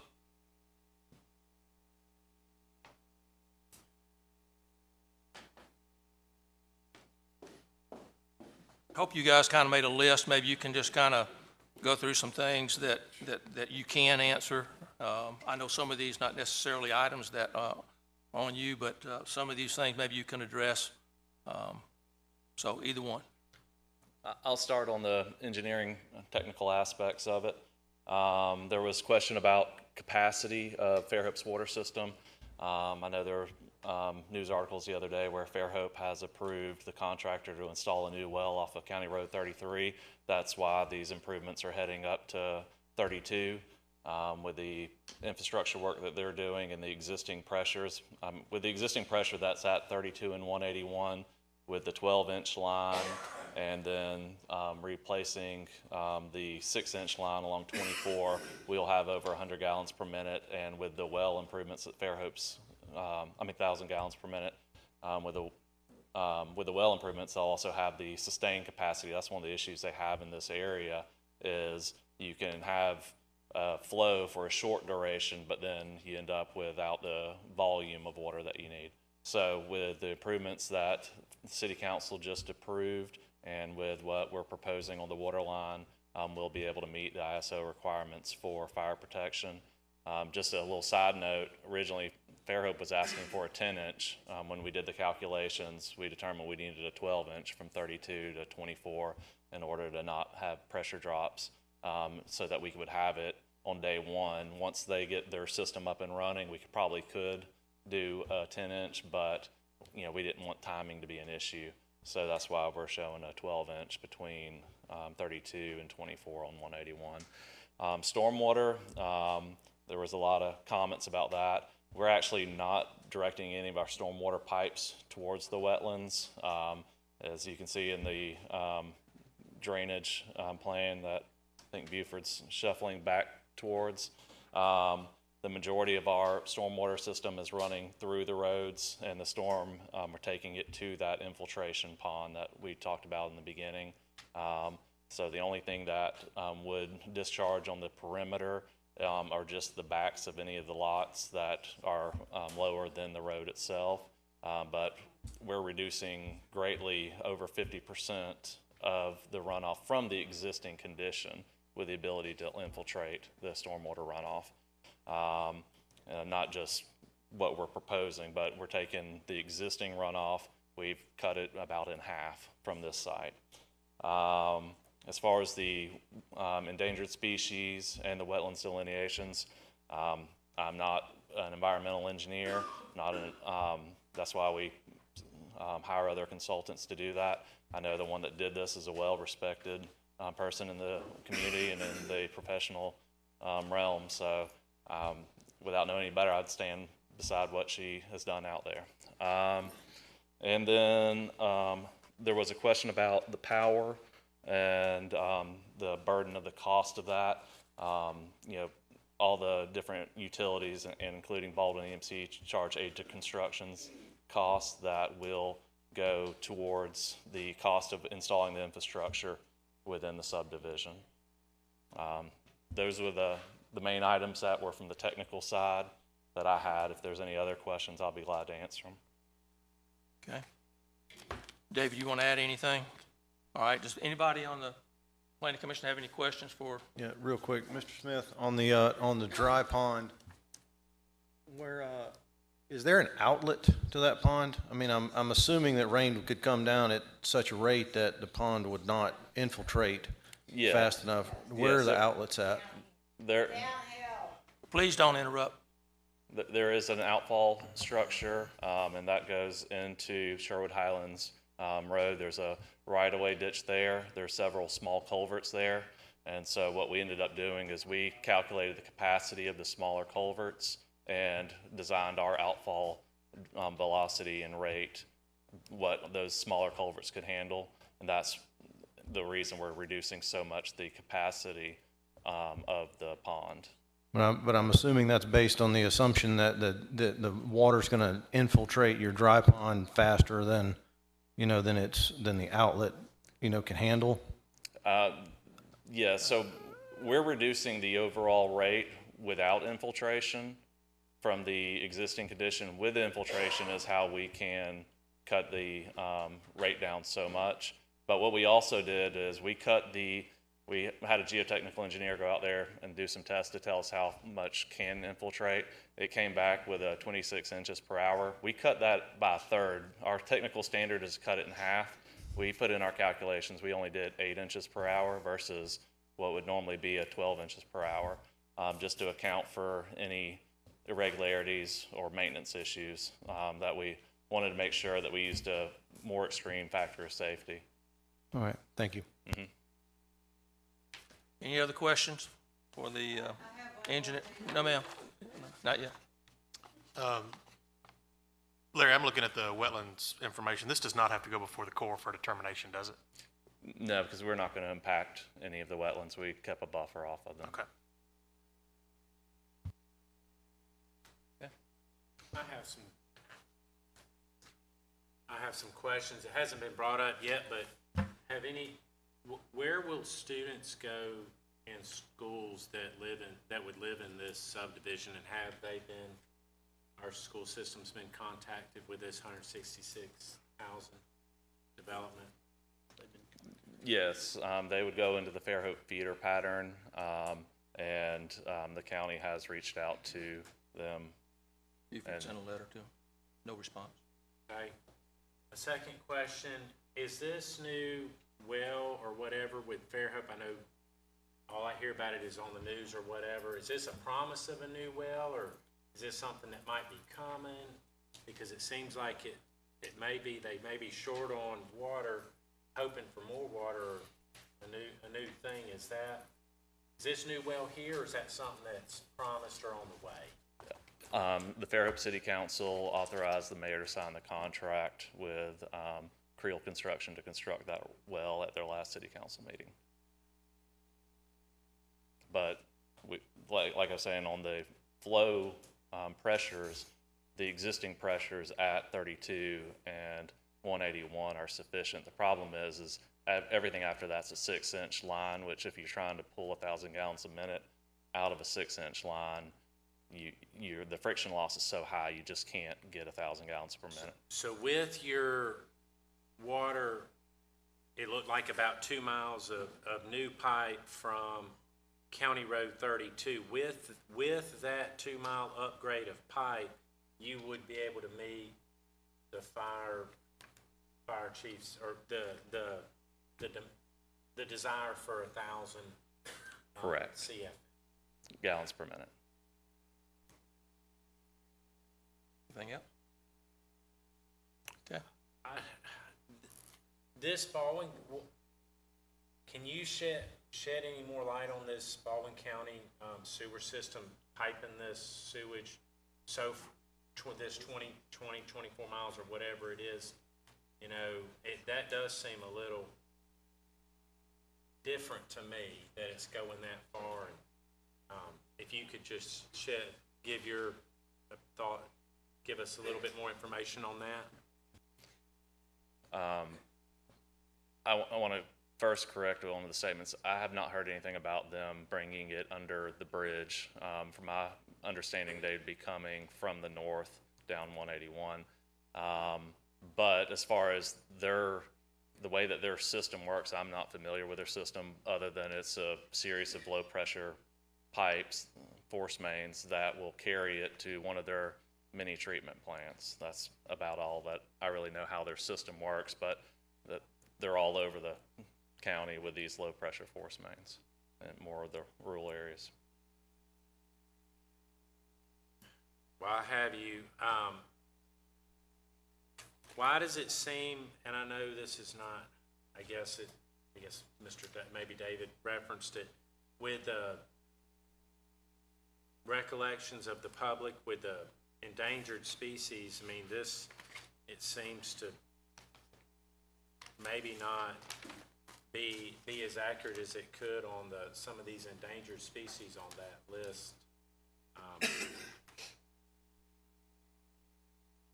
If they've got them on two sides of this property, it seems like they have some of these maybe species present on this 50 acres of, seems like untampered with habitat.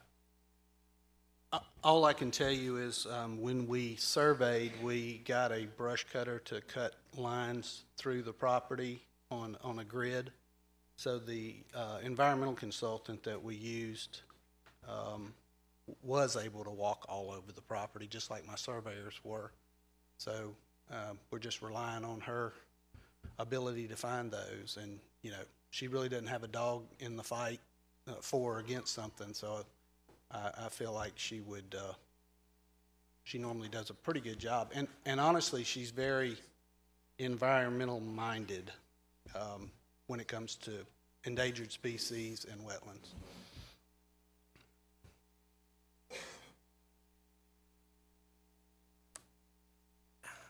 It was referenced a couple times by different people on these wetlands, and you're showing one pocket of 0.21 acres in a corner that I have not been to this site, but they're saying is up on a hill. You know, the wetlands seem to be where you have in the lower corner where you're talking about the dry pond being. There are no wetlands in that area where you're talking about there's this dry pond going to be constructed? Yeah, again, we just rely on the environmental consultant. However, just looking at the USDA soil maps, the soil type that shows up there, which is a rustin soil, it's predominantly non-hydric. But there again, you know, we rely on her. And as far as wetlands being on a hill, I've seen that quite often. You know, it has to do with water table and vegetation and et cetera. So, but no, that bottom is not wetlands. And just to point, that wetland pocket is not on a hill. That's actually a low part of the site. One more question on the secondary exit with, you know, I understand when you have the quantity of homes that are on this side of the subdivision, it's, you know, we're to a one-way street with, somebody might have referenced 13 different homes. If there's anything there, it does seem like a pinch point that is on the interior of this proposed subdivision, or, you know, it's one way in, one way out, as well as, you know, it's kind of a one-way bottleneck on the interior. That may be something that seems possibly maybe a little hazardous. I think we're talking about less than 80 houses back there, which, you know, it's not uncommon for a subdivision of 80 lots to have one.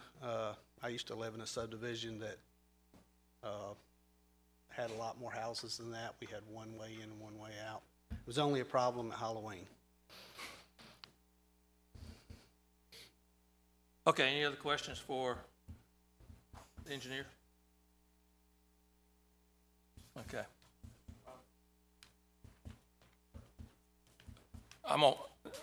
We've already had all the public comments, so I'm gonna close the public hearing, in fact, so that we can, I think we've heard a lot. So, Buford, do you have anything to add from staff comments? Just a minor comment, Mr. Chairman, and as you know, and many staff members know, I worked for the Solid Waste Department for 7 years. And and ma'am, that was a great question on the solid waste capacity. And the information I'm going to quote you is accurate information, but it's also several years old. But when my last observation of this was Magnolia Landfill, which is the only landfill in Baldwin County that is permitted to accept household waste, so decomposing food waste, that sort of thing. It had a capacity of at least 40 years, and that was when I last worked for that department in 2014. And I can tell you landfill space is like gold. So I know Terry Graham and her staff, they know that landfill space is gold, so they will do everything they can to conserve that. And I don't monitor this on a daily basis, but I can just tell you what my eyes see. They have drastically and vastly improved their fleet. So I don't think from a capacity standpoint that would be a difficulty. And understand too, that is a county commission department, just like planning and zoning is a department, just like highway is a department. So if there's any type of issue or deficiency, ultimately is taken up by the county commission. And other than that, Mr. Chairman, if we can answer any other questions from what staff presented earlier, happy to do that as well. Okay. Any questions for staff? Okay. So let me we've closed the public hearing. Let me just kind of frame this, and then we'll deliberate. You guys can make a motion on this. Just keep in mind, as we started out at the meeting, this is an unzoned area of the county. What they are requesting, like it or not, what they're requesting is allowed by right. It's not something special, it's a right. They do have to check all the boxes. You've presented a lot of items to us tonight of concerns, but things like traffic, they've done traffic studies. We don't. It's not for us to approve or not approve a traffic study. That goes through a design engineer, makes that report to the county engineering department, and they review it. So it goes through a couple hurdles there. Utilities, all of these things are reviewed by engineering staff to make sure it meets the county standards. Then they have to construct it, and they don't get approval on it until it still meets the county standards and those utility standards. So there's a lot of hoops that have to be gone through, even if we recommend it. And I'm not telling we are. This is going to be up to this group to make a motion on this. I'm just setting the parameters of where we go from here. At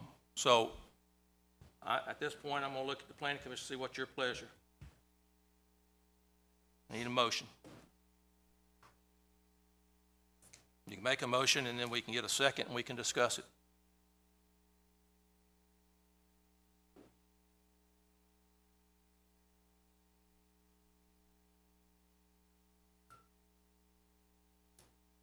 Mr. Chairman, I'll make a motion that we approve contingent staff's additions this afternoon. Okay, so Mr. Bias has made a motion that we approve it with staff conditions. Do I have a second? Second. Is that Mr. Davis? Mr. Davis has seconded the motion. So at this point, your opportunity, if you want to discuss it, if you've got comments you'd like to make before we vote. With some of the concerns brought forward through the public, is this, and I know we have a motion on the table, is this a possible topic to be a good one to table for another month to, make sure we're doing the right thing with environmental species? I would say only if there's additional information you feel like we didn't get tonight that the developer needs to go and provide. So, that would be the situation. All right, Mr. Booyer? Could we have staff go over it one more time, what the process would be from here? If we approve this by the way the motion is stated, what would be the next step, and where are the stops that could be put into this beyond just tonight's preliminary plot? So, Mr. Chairman, and thank Mr. Boer for the question. And so what I have on screen here, I will try to summarize this in detail, but also very quickly. So what is before you today is the preliminary plat approval. I have that marked up there in yellow on screen. If it is the pleasure of this planning commission to approve the preliminary plat, as I mentioned previously, that does not allow and does not permit the developer to begin making improvements. So the next step, if you'll notice below, and I'll try to zoom in on this, right here. So the next step is going to be the subdivision permit application. And so the developer's engineer will prepare a package, a much more detailed package, and this could be 30 to 50 drawings or more. The second step of the drainage review will be a much more in-depth drainage review that'll have dozens, if not hundreds, of sheets printed out from Pond Calc or Storm Calc or whatever software they use. Every single piece of culvert pipe, every single piece of drain of inlet drain, every single thing will be in that package. They will submit that to the staff of the Baldwin County Highway Department, and only upon successful approval of that set of construction plans will they be granted an actual subdivision permit, as we saw and highlighted earlier. That subdivision permit is what allows the developer's contractor to begin installing those improvements. Now, built into that, and I've added another slide up here, any other additional permitting that they would require, they would have to submit with that package to the Highway Department. And that is, for example, turnout permits with ALDOT. Almost certainly, well, I can tell you, they will trigger an ADEM NPDES permit, which is National Pollutant Discharge Elimination System, which is whenever you disturb 1 or more acres, and so forth and so on. Once they obtain that subdivision permit, they may then begin installing the actual improvements on the site. They will carry out that construction project. The next step will be what we call the final plat approval. Now, we as staff are obsessed with the word plat because that's that piece of paper you go and record. And so we use it over and over. They will apply for a final plat. That means, in addition to the actual plat itself that they wish to record, which you can't record the subdivision, it won't be subdividing without recording that plat. They will also submit their as-built drawings. They will submit their as-built drawings to Highway. Their staff, their engineering staff, will review that. They will also do numerous field inspections. Everything from the core drilling, the asphalt to make certain the asphalt pavement thickness is correct, concrete cylinder breaks on the concrete port, and so forth and so on. Only when we have a no deficiency letter from the engineering department's inspector will we as staff authorize the actual developer to circulate that plat for signatures. Then they will go and get all of those signatures that we showed earlier. With the final 2 signatures will be, well, the final 3 signatures, Mr. Chairman, you're not off the hook, will be, in this case, the signature of the chairman of the Baldwin County Planning and Zoning Commission, the planning director, I or Sean will initial it, Matthew Brown will sign it, the county engineer signs it.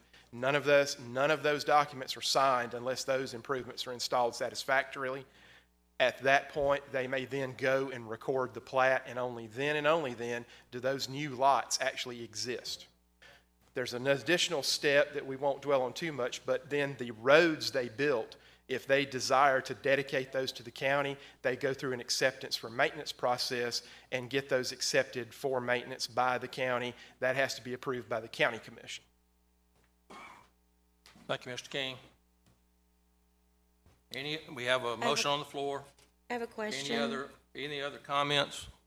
I have a question. Oh, Jamie, I'm sorry. Buford, what's about the timeline of what the next step is?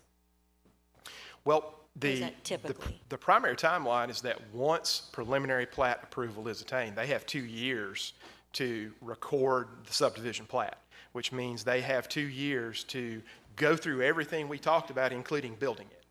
Now, it's not unusual from time to time for an extension to be granted by this planning commission because in South Alabama we have weather difficulties and other issues, supply chain issues, that sort of thing. But in general, it's a 2-year process.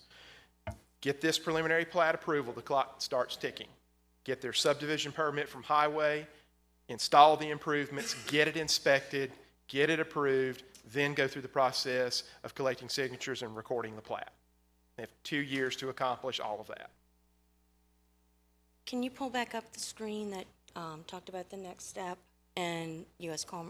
Army Corps of Engineers and the Wildlife and Fisheries doing their checks. I know that there was a lot of conversation about endangered species.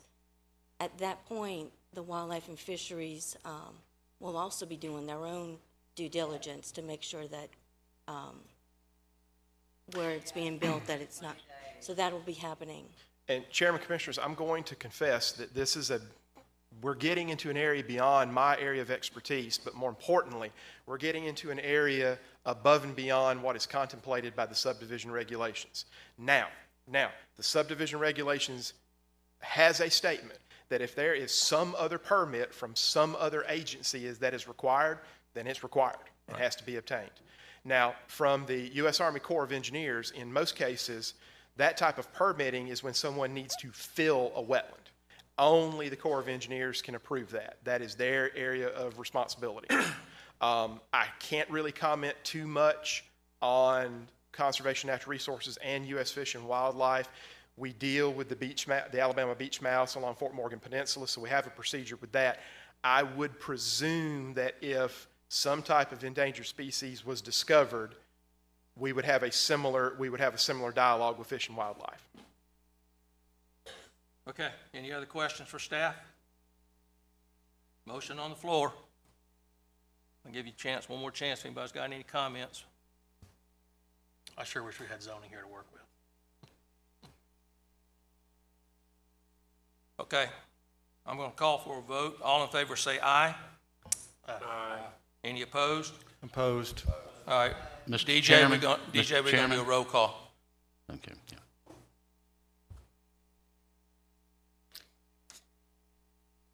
Brandon Bias. Aye. Robert Davis. Yes. Plummer Tonsmeyer. No. Jason Padgett. Yes. Michael Mullick. Yes. Greg Siebert. No. Bill Boer. I'd like to be recorded as abstaining on this. I think this is way too much in a small area, to be brutally honest, the size of the lots, et cetera. I know that we don't have standing. Basically, they have rights and they can do what they want, but I can't in good conscience vote for this positively. So you're please show me as abstaining. Okay. Jamie? No. Mike McKenzie? Rebecca Till? Okay. 1, 2, 3, 4. Okay, so it's 4 yes, 5 no, 1 abstain, so motion fails. Motion fails.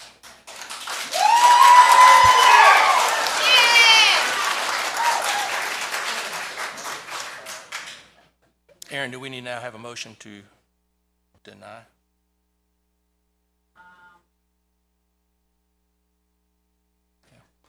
All right, so the record, the motion failed to approve, so we're going to have a motion to deny it.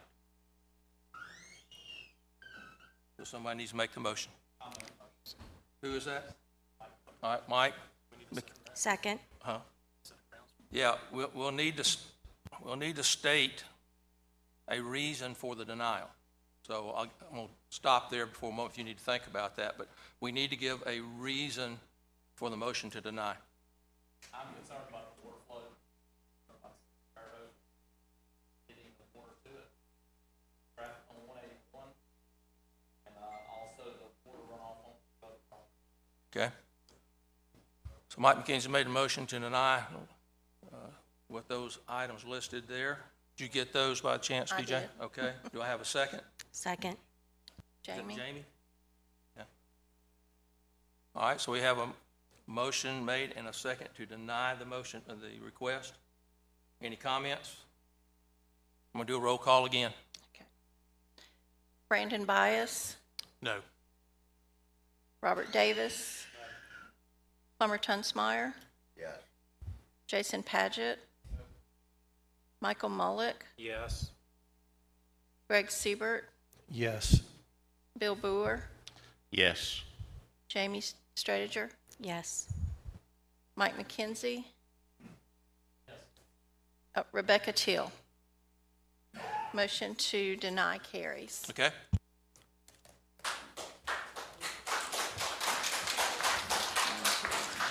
All right. right, thank you folks for coming out. And I know you're going to want to leave, so could you do it quietly because we're going to immediately jump right into our next item. You did the right thing. Thank you. All right. Does anybody on the planning commission need to take a break? Are we ready to move on? All right. Oh, you do need a break? We've already lost 2 on this end. No.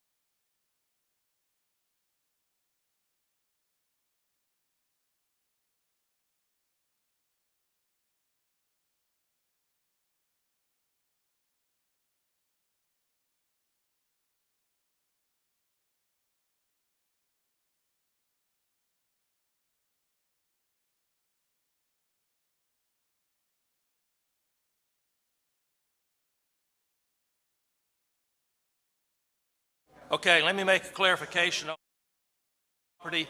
We held a public hearing on this last month. I did cut some of you people off because we were running out of time. We were getting ready to lose a quorum. I am going to open the public hearing, but only if you did not speak at the last meeting and you want to speak at this meeting. We have again, a long list of almost everything we heard at the previous item has already been stated on this item. So, but to be fair, if you signed up tonight, you did not speak last month, I will let you speak tonight. But let's don't repeat, please, because we've got a long agenda. We already have quite a bit on this one that we took down from the last meeting. So, Ms. Boykin, I'll let you kind of refresh our memories on this one. All right. This one was brought to you last month, and it was tabled. Last month, staff did recommend approval.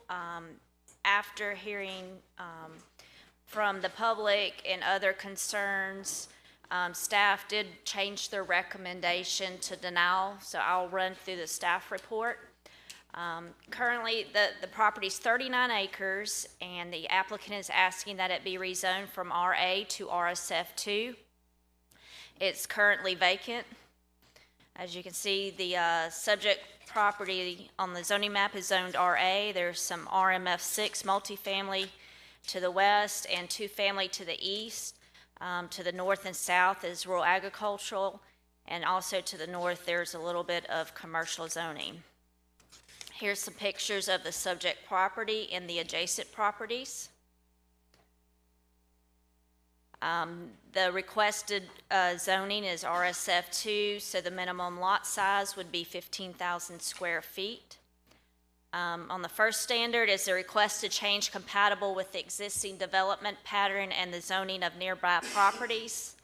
Highlighted in yellow is what staff added or changed from the last meeting.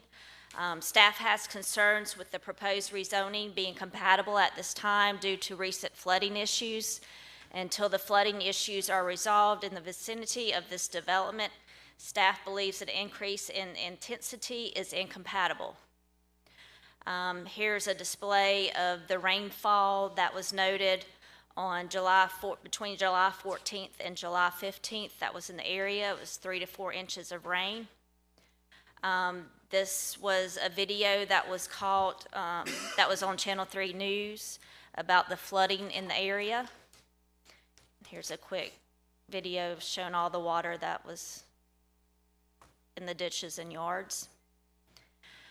Is the requested change compatible with the existing development pattern and the zoning of nearby properties? Repeated again, staff has concerns with the proposed rezoning being compatible at this time due to recent flooding issues. Until the flooding issues are resolved in this vicinity, staff believes the increase in intensity is incompatible. Here is some of the, this was the original zoning map, and you can see in 2005, the RMF6 came into place on the west, and on the east, it was already 2-family.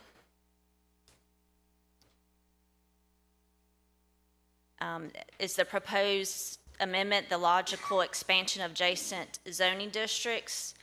This just shows the adjacent parcels to the west and east.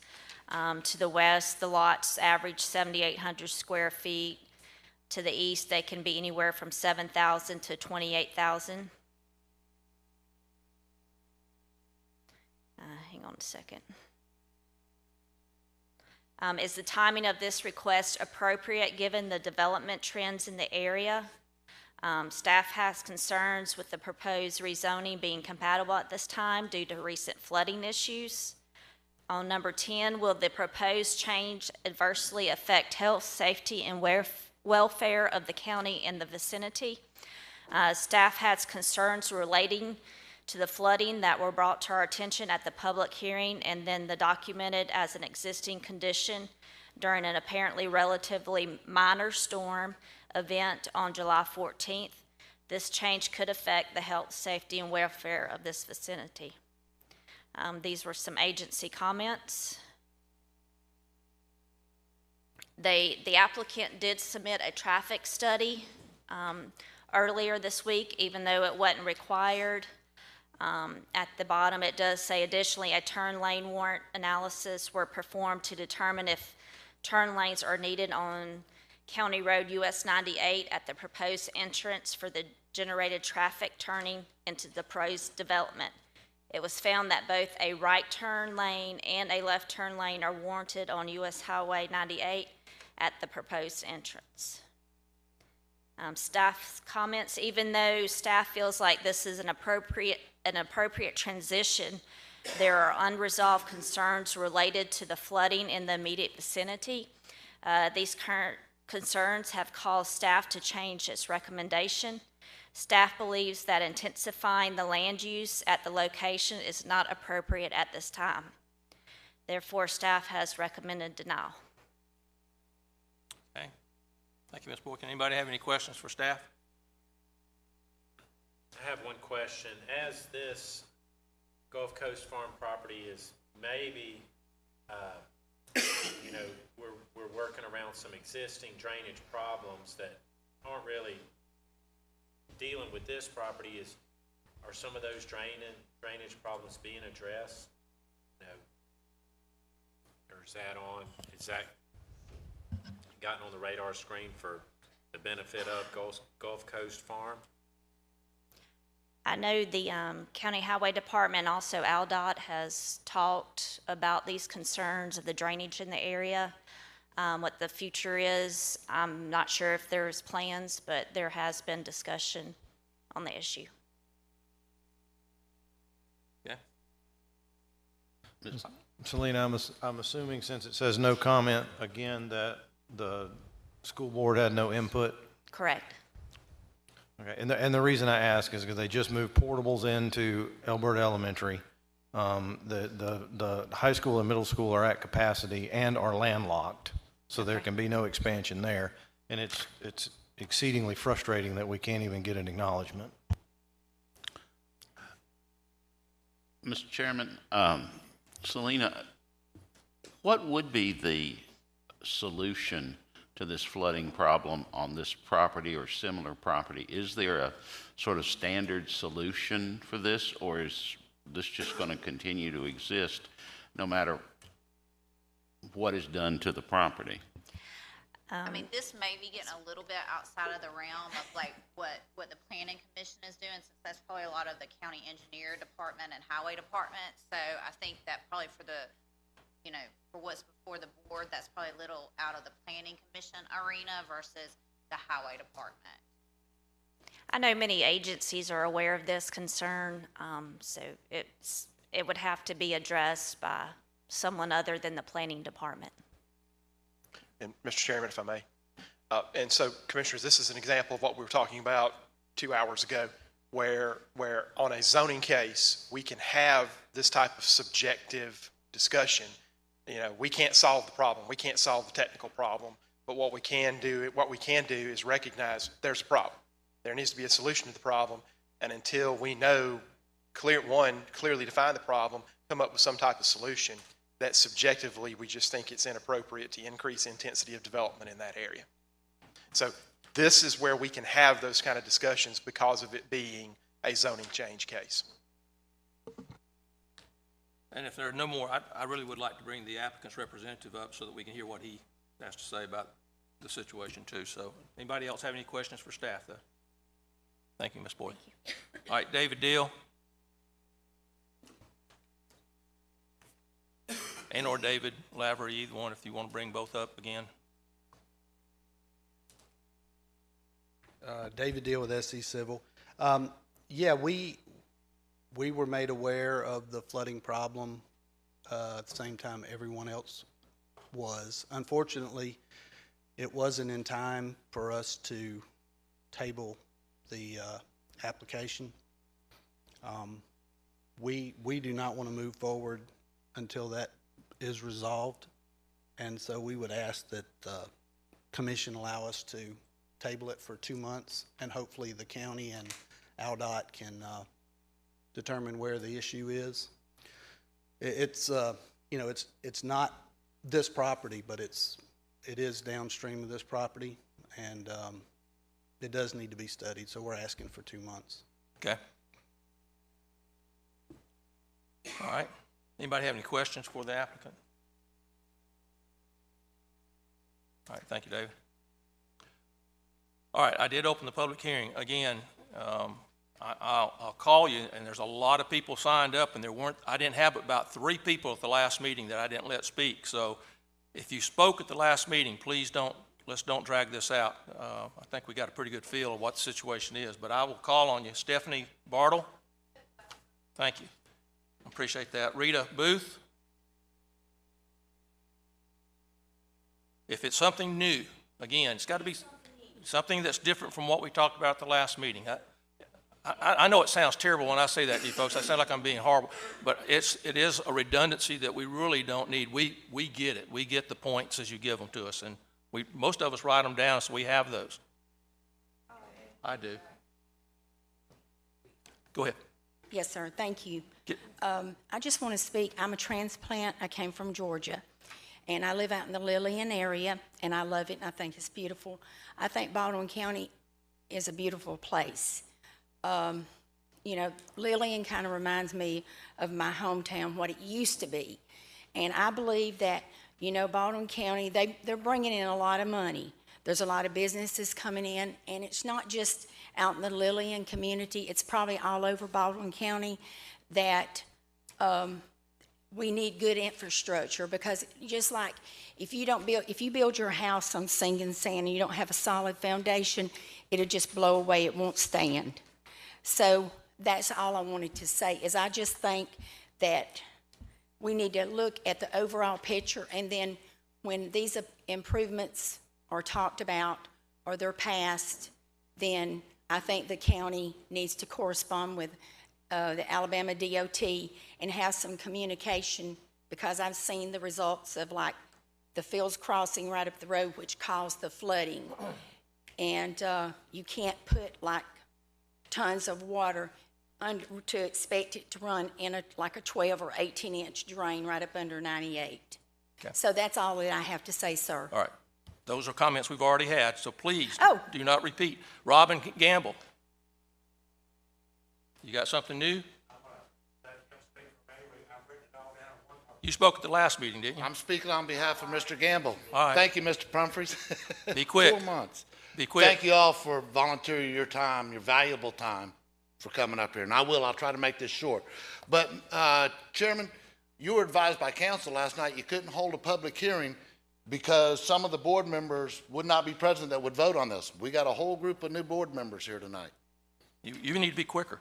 I'll be quick. Talk about the issue, please. Hurry. Talk about the issue. Number one, I recommend that it don't be denied, tabled, because the applicant's already used a table, which, in accordance with the Baldwin County bylaws, Article 6, Section 8A, they can do it one time. All right, this has gone on for 109 days already. I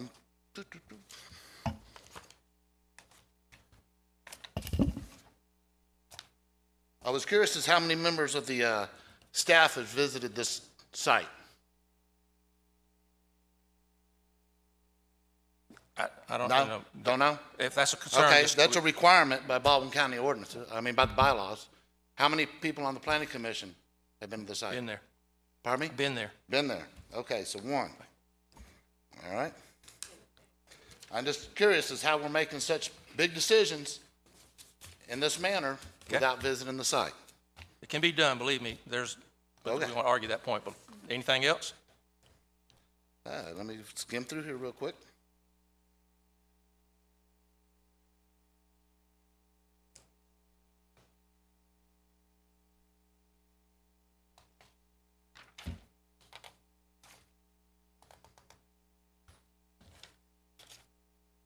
Other than the assessment of, they quote this land as vacant, the land is actually being farmed as it's zoned, RA, and has been, and it's been that way for, from what I understand, over 100 years.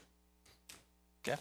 Also, I concur with items 1, 8, and 10 in the staff report for recommendation of denial.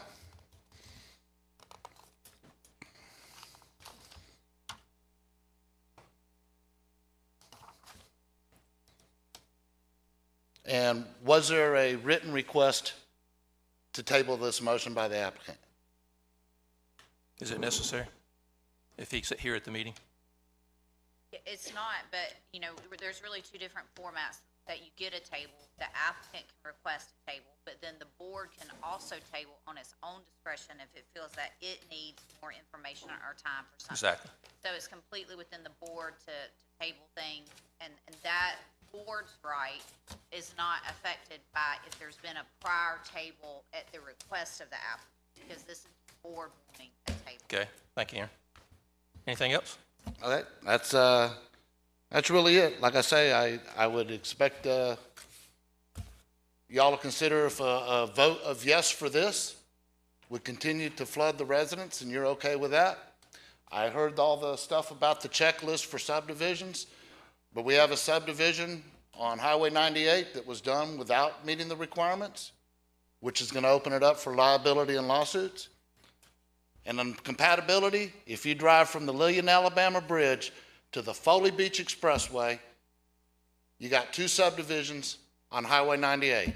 One, Fields Crossing, which did not meet the requirements of subdivision, and Sandy Creek Farms, which is greater than 1 acre lots. And that's it. Thank you for your time. Thank you. Judith Bramlage? Okay. Tracy Gamble? Okay. Brian Mack? Pastor Brian Mack?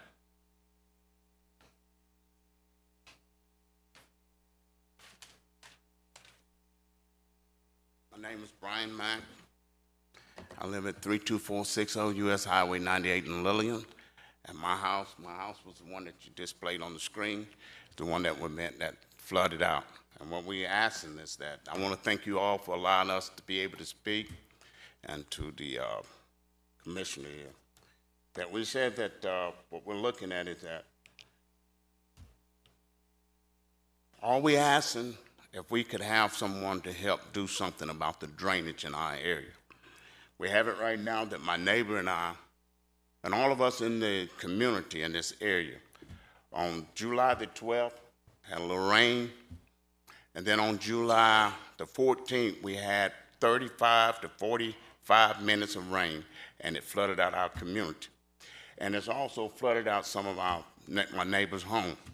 We have it right now that the water is coming down from the west, headed to east. On my property, my driveway, I only have one culvert. The adjacent, the rest of the driveways they have two culverts. They have double. And it's not enough for my one culvert to sustain all that water, the capacity. And we have the water now that after these subdivision, when they come up with these tension pond or a dry pond, I haven't seen it basically dry since they dug it. But they have the water now. The water is coming down, extra water. Now it's flooding out because now the water is coming from the south side and it's going across US Highway 98 over to the north side of the street. And what we're doing right now is that all we're asking is that if we could get off of some of those, do nothing, and let's do something. Thank you. Thank you, sir.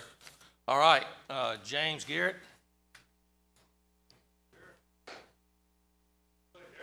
Yes, sir.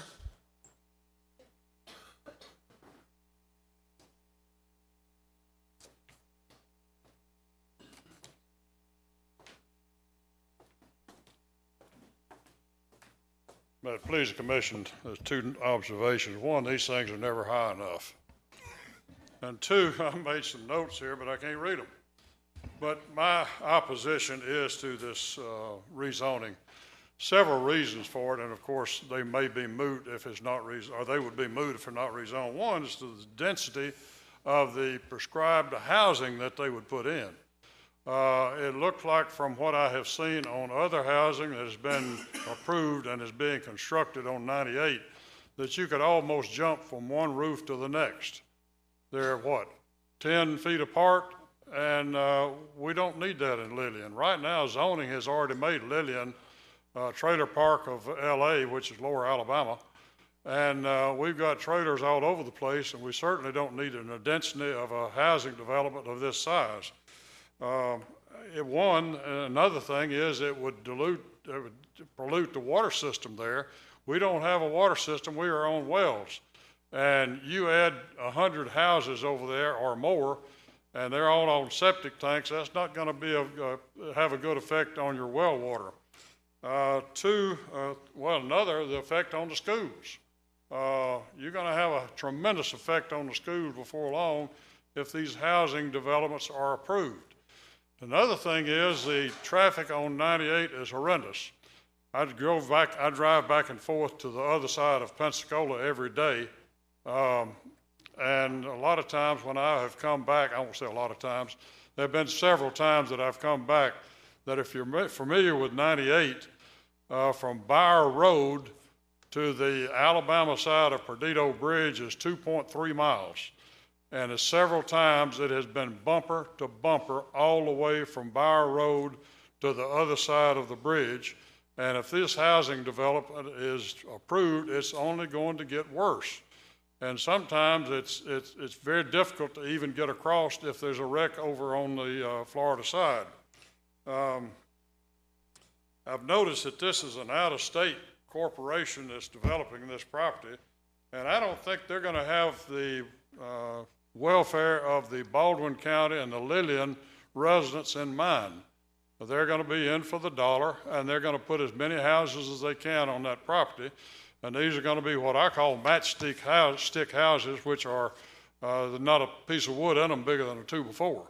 So I think we need to upgrade what we are building in Baldwin County and quit putting so many of these multi-family or multi-house developments in a small area. They would put 10 houses in this room right here the way they build them. But the opposition is moot, of course, if it is not approved, and I appreciate your time. Thank you, sir. Brenda Coughlin. Something new, I hope. Just about everything I just heard from the gentleman was everything we heard at the last meeting. I'm not being ugly, but I say don't repeat, and we keep getting repeat. So you got something new? I didn't go to, I didn't speak at the last fair enough. meeting. My name is Brenda Coughlin. I'm at 32293 Bartle Street. I live half a mile from this. On the day that it flooded, I went down to the neighborhood. My neighbors had water up to their door, and it was rushing downhill. So I know you realize that it's serious. I'm telling you, we don't have time for the next serious. Next time I'll take my boat, because there's houses we couldn't get to. But the thing I wanted to ask you to consider when you do this, you have the power to ask these builders to do things. And one of the things you need to do is involve ALDOT. ALDOT came on the news and said it was the fault of the two places that were already built with Field Crossing. And we've been telling you that. There's not a tree one in that place. You can't drive two cars down the road in Fields Crossing and have them pass. One has to pull over. They're single roads. And then there's all that water. They were dry. They were dry. My neighbors out here were under 4 feet of water in some of these places. It's serious. So please, if you're going to build on 98, don't go dense. You have the power to be our voice. And I hear that some of you are asking the right questions, and I really enjoy hearing those. Thank you for your time. Thank you. James Tate.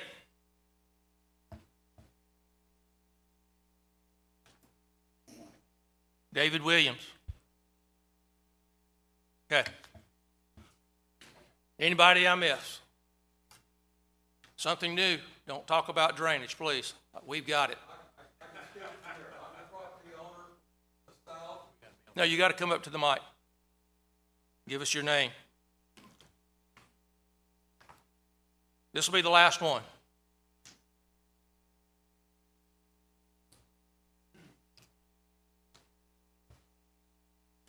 Thank you. Give us your name, please. Bill Allen. I'm the property owner to the south, quarter mile, and the property owner to the southeast. Okay. The property that's south of this is high, so it's not really a problem. But the property to the southeast is the recipient of all of this flooding. I have lost 2 to 3 feet of this property in the last 4 or 5 years. And I don't really want to lose any more. So I think you have a real problem with the drainage there. And I don't know where all this property is going, but I assume it's going in the bay. And I think that is probably not a good idea. Thank you. Thank you. Okay, I'm going to close the public hearing. Anybody have any questions for staff? Selena, do you have anything to follow up with? I don't have anything to add. Okay. So staff's recommendation is to deny. You've heard the applicant request for more time because there is a drainage problem off-site that is creating a problem on this site. And until that gets worked out, they're kind of in a position where they can't move forward. So they're asking for at least 2 months in order to give the county and ALDOT time to, I guess, look at the situation to see if they can resolve something, and gives the developer something to work with. Otherwise, problem doesn't change. I don't think they'll be able to do anything with it. But you got 2 requests. We got a request for denial by staff, and you got the applicant's request to table it for 2 months. You can, if you feel like the 2 months is a period of time, allow them that time to get more information, you want to do that, I need a recommendation, one way or the other. Mr. Pumphrey, quick question. What happens if we deny? When can they reapply, or can they reapply? Keep in mind, this is a recommendation of the county commission. If we recommend denial and the county commission upholds that, is there a time frame when they can come back? They have to wait a year. A year, thank you. Okay. Mr. Chairman, I'd like to move that we, as the Planning and Zoning Commission, table this for 2 months, 60 days, so that we can have additional information before we make the decision on it. Okay. Mr. Boyer's made a motion to table it for 2 months. Do I have a second? Do we need to state that motion with the specific day of the October meeting, or just can we state it as the October meeting of the? I would say the October meeting. Yeah. Or that 60 day we Is that may October fall meeting before good the for meeting. you? I'll accept that amendment, yes. Okay. Okay. And I'll second that So motion. Mr. Bias is seconding the motion. Anybody have any questions, comments on the motion? All right, so a yes vote will be to table it for 2 months or to the October meeting. All in favor say aye. Aye. Aye. Any opposed? I heard one, so motion carries. All right, so this item will be tabled for 2 months. All right. At this time, we'll open the public hearing for KCSP 22-15 Wise Properties LLC. Does anybody need to declare any prior communications on this item? There you go. Make sure. Ms. Rhodes, you will be making a presentation on this one.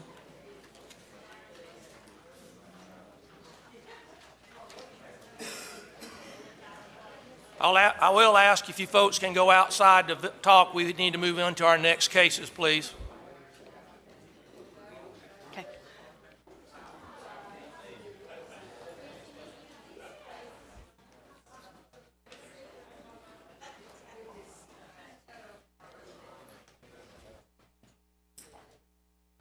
All right, Ms. Rhodes. All right, thank you, Chairman. Good evening, Commissioners, Chairman. My name is Corey Rhodes, and I'm the newest planner here in the department, and I am pleased to present for your consideration the Commission Site Plan for Wise Property. It is currently zoned M1. It is roughly 1.03 acres. And the applicant is SE Civil, Mr. Larry Smith, who is here on behalf of the owner, Wise Properties. The applicant's request is to construct an additional 10,000 square foot building for office and warehouse use. You can see the subject property located in the zoning map to your right. This is another image of the zoning map as well as the aerial map. You can also see in the table below the adjacent land use as well as the adjacent zoning. Here are some property images: the subject property, the adjoining property to the south, the adjoining property to the north, another image, and the property across the street. Here are the zoning requirements for M1 light industrial. And here are the zoning requirements for office warehouse use. The site plan shows a total of 32 19-by-9 parking spaces. All permits have been acquired. There was a previous application for land use that was approved in 2009 for the immediate construction of the first building. This is for the second or the future building.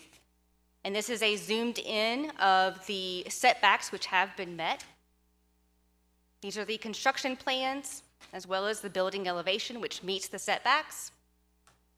The erosion and sediment control plans, this site is currently covered in gravel. There is going to be minimal land disturbance that will occur to dig the footings. These are the landscape plans, and Commissioners and Chairman, I apologize, this is not in your current agenda. This was actually added late and given to me by the applicant just this week. So these are the landscape plans that are the most recent, and this originally was a condition of approval, but it has been cured. So we do have additional landscaping that abuts Highway 181. So this is a condition that has been cured. These are the plan approvals. Agency comments from Highway. They did review the drainage plans from 2009. ALDOT should be consulted for comment regarding stormwater and the existing connection to Highway 101. ALDOT did respond, saying site plan shows no work or access on the ALDOT right-of-way. However, if the plans change, they will take another look. Again, another comment that was given to me after the agenda was printed, so apologies for not having this in your current agenda. Our natural resources planner did a site visit, and she did give comments. This comment here, please have the design engineer certify that the detention basin has been maintained and is functioning as designed. This issue actually has been resolved based on the plan approval letter in the previous slide. So staff analysis and findings. So as I mentioned earlier, we had previous application that was submitted in September of 2008 for the proposed construction of two 10,000 square foot buildings for office and warehouse use. The first one has already been constructed. This is the second one. And like I mentioned earlier, the 10-foot landscape buffer that was required, that issue has now been resolved with an updated landscape plan. So staff analysis, the proposed use and accompanying site plan conform to the requirements of the zoning ordinance. It does, and it requires, the site plan meets the requirements of M1 zoning.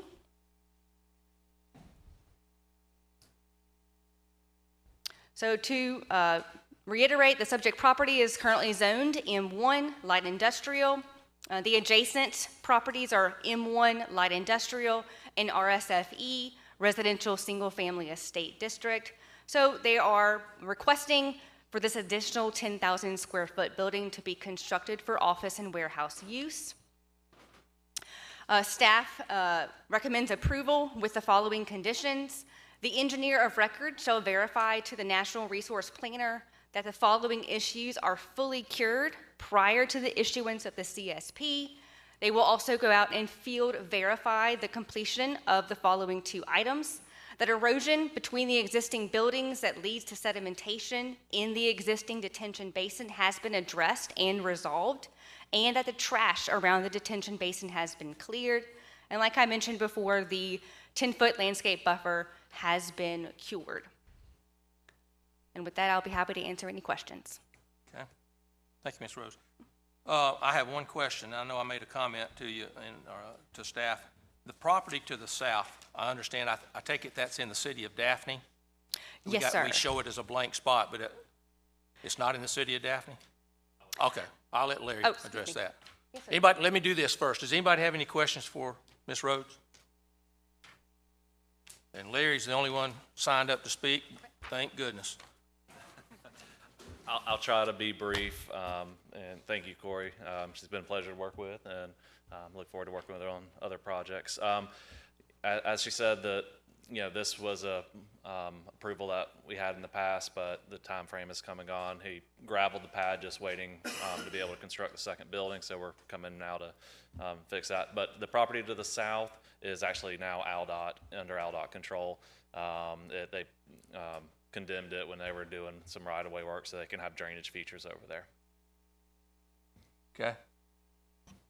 So it's ALDOT property, unzoned. I mean, Well, at that point, when it becomes, I think, property of the state, it's just like right-of-way. Okay. I mean, Yeah. it doesn't fall Okay. under. It's part of the right-of-way. It doesn't have its own parcel number. Kind of odd. All right. Thank you. You got any other questions, Mr. comments? Chairman? Did Go I? ahead, Bill. Yes, I'm fully supportive of the project, but it strikes me that this is right in the middle of where all of that road construction is going on. Do you have a timeline that will make that less of a problem with trucks and other equipment coming and going for this construction? Well, the that good thing interferes? is all the infrastructure actually was built, when they built the other building. So at this point, they're just erecting the steel and pouring the foundation. There's not site work that's going to be going on.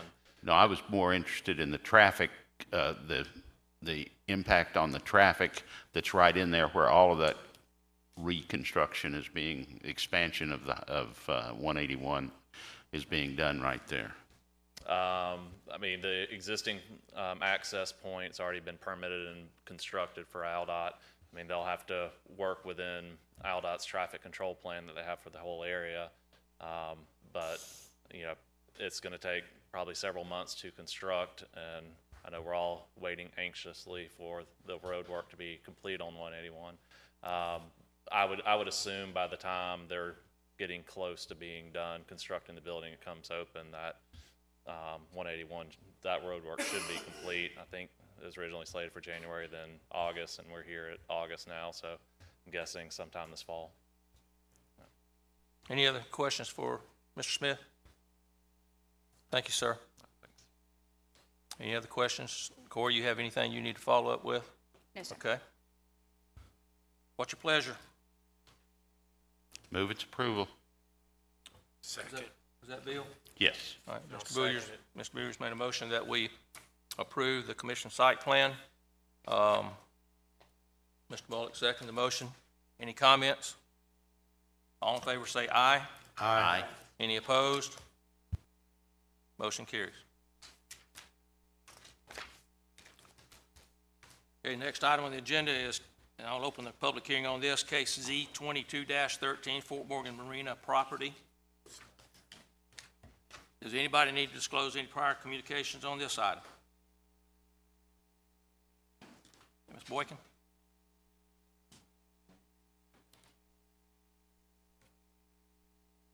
All right, this is a request to rezone a little over 4 acres from B2 to B4. The subject property is located in Planning District 25, just on the north side of State Highway 180. The subject property is currently vacant. The applicant request is to make all lots the same zoning and possibly put a future 24-pad Class A motor coach resort on the subject property. Here you can see to the east, the subject property is Zone B4. That is where Tacky Jacks and the marina is. The applicant owns that lot also. To the west, it is zoned B2, but is currently used as residential lot. To the south is 180, and to the south of that is residential multifamily. Here's some pictures of the subject property and the adjacent property. They're asking to rezone to B4, which is a major commercial. Is the requested change compatible with existing development patterns and the zoning of nearby property? The property does adjoin 180. There's some B4 to the east that has some major commercial on it. To the west is B2, but it is a location with single-family homes on it. Here is the proposed amendment consistent with the development patterns in the area and appropriate for orderly development in the community.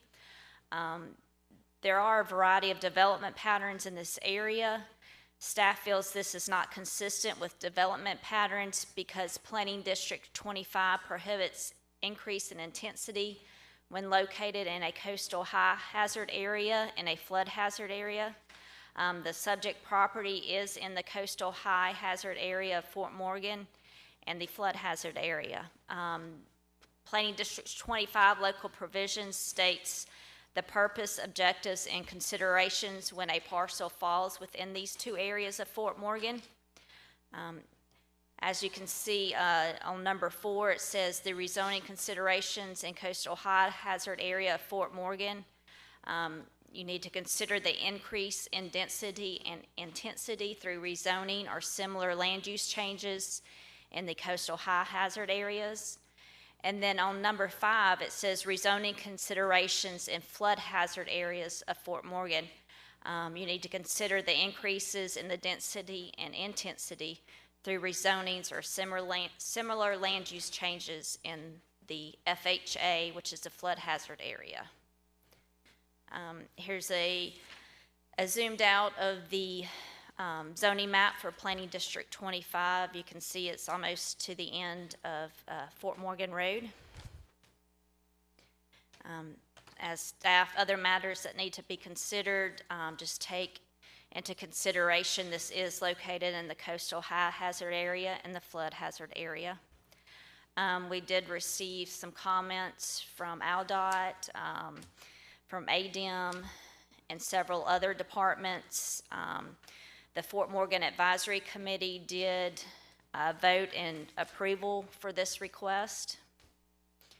As stated previously, the subject property is currently zoned B2 Neighborhood Business District and consists of approximately 4 acres. The designation of B4 Major Commercial has been requested in order to match the adjacent zoning for the marina and other commercial uses on the adjacent property. They plan on doing a motor coach resort in the future.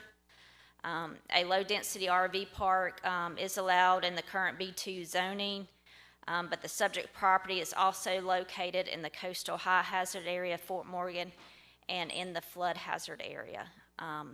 These considerations for rezonings need to take in consideration the increase in intensity if this property is rezoned. Staff has recommended denial of this rezoning request. Okay, thank you, Ms. Boykin. I got a question. Yes. Is the request to B4 just to match the property to the east, or is that what it takes for the Class A motor coach resort? They can do a motor coach resort in B2 with commission site plan approval. Okay. Just to make that clear. Can they do one with with 24 that they're proposing now, or does it have to be a lower density? I would have to double check. We do have a high density and low density RV park. Let me check on that and I'll. Okay. Notes that low density park is allowed in this zoning. But then I thought that maybe this is not low density. If they need to be. And I think the RV1 versus RV2, and I'm going by memory here, that RV1 is either 15 or 12 units per acre, and RV2 is 6 units per acre. So the low density, I think, is 6 units per acre, if I'm remembering correctly. And the property's 4 acres. There's 2 things going on is what they're asking for, but the B4, just period, regardless of what they're telling us they want to do, the B4 will allow them to do things that will be more intense than what yes. the B2. So yes. When we approve a B4, we're going to be approving it for. It could be for anything any of those allowed things. in the B4 zoning, yes. All right, any questions for Ms. Boykin? Okay. I have no one signed up. Is that correct? Is there someone here to speak on behalf of this request? Well, you certainly can speak. Just didn't have you signed up, so I didn't know if anybody was here or not. I'm Tom Steber. I am a managing partner of Fort Morgan Marina. We have 6 partners, myself, my brother, my son, 2 old fraternity brothers, and another investor. We bought the property. I actually was managing the property for the bank that foreclosed it, which is the same bank that forecloses East Marina that I used to manage. And anyway, we bought the property to develop it into a fishing community, period. It's not in my family's realm that we would ever sell it, develop it into a whole lot bigger. We've improved the property I think the neighborhood and the neighbors on Fort Morgan love what we've done. The real purpose for this is, you can't see it on here, but this is B4. This is the marina. Dry storage, which is actually here now after Sally. Tacky Jack's is sitting here on the property line. Tacky Jack's deck is on the other property. So Tacky Jack's is, which we came to you a few months ago to get a temporary thing for a prep kitchen and a trailer. They still don't have that because they want them to, Board of Health wants them to build a pad under it and build a roof that connects the trailer to the restaurant. Well, that doesn't even make sense to me for temporary, but so it's there, but it's probably not going to get used. We'll probably, the Tacky Jacks have to do something else with it. But the real reason is in due time, probably in the next year, Tacky Jacks wants to build a different building, physical building, which will have to meet all the requirements, et cetera, behind the restaurant. Well, when they're zoned separate, then we'll have to have a 15-foot setback. So that would put the new space in the existing parking lot. And in our mind and our simple minds of our partners is, why don't we just zone it all the same? We can build, we won't need to come back to you, but we can build a 24-pad motorhome, A-class motorhome park in the middle of this property. It'll be a circular deal, pool, private dock, great view. And it's on 4 acres of sand that's right now. The whole thing will be pavers, which eventually we'll put pavers on the marina side. We're not, it's really, this whole thing is to put it all back together. It was together before, Gulf Shores had it, it was all zoned the same. We have no intention, and of course Gulf Shores approved 96 condominiums to go on that piece of property. We dang sure don't want that. This is going to be consistent with the fishing community, and that's basically what we're here to do. Okay. Any questions for the applicant? Thank you, sir. All right. I saw no one else raise their hand a while ago, so I'm going to close the public hearing. Boy, can you have anything to add? You need to. I was going to say, we did receive an email today from the gentleman to the west that was not against the RV park, but was against the rezoning to B4, just because wasn't sure what would be going there if it was rezoned B4. Also, in B2, you are allowed a low-density RV park with commission site plan approval, which allows 6 campsites per acre. Okay. All right. Anybody have any questions for staff?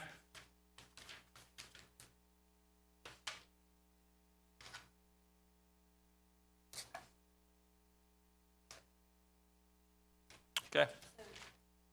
Go ahead.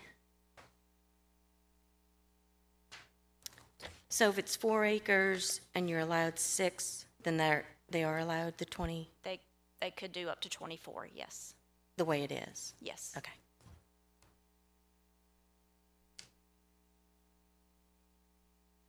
A question about this, it's not about the subject property we're talking about, but I guess if it stays B2 and Tacky Jack's needs to build a new restaurant, is that imperative for, you have to have B4 to have a restaurant like that instead of B2?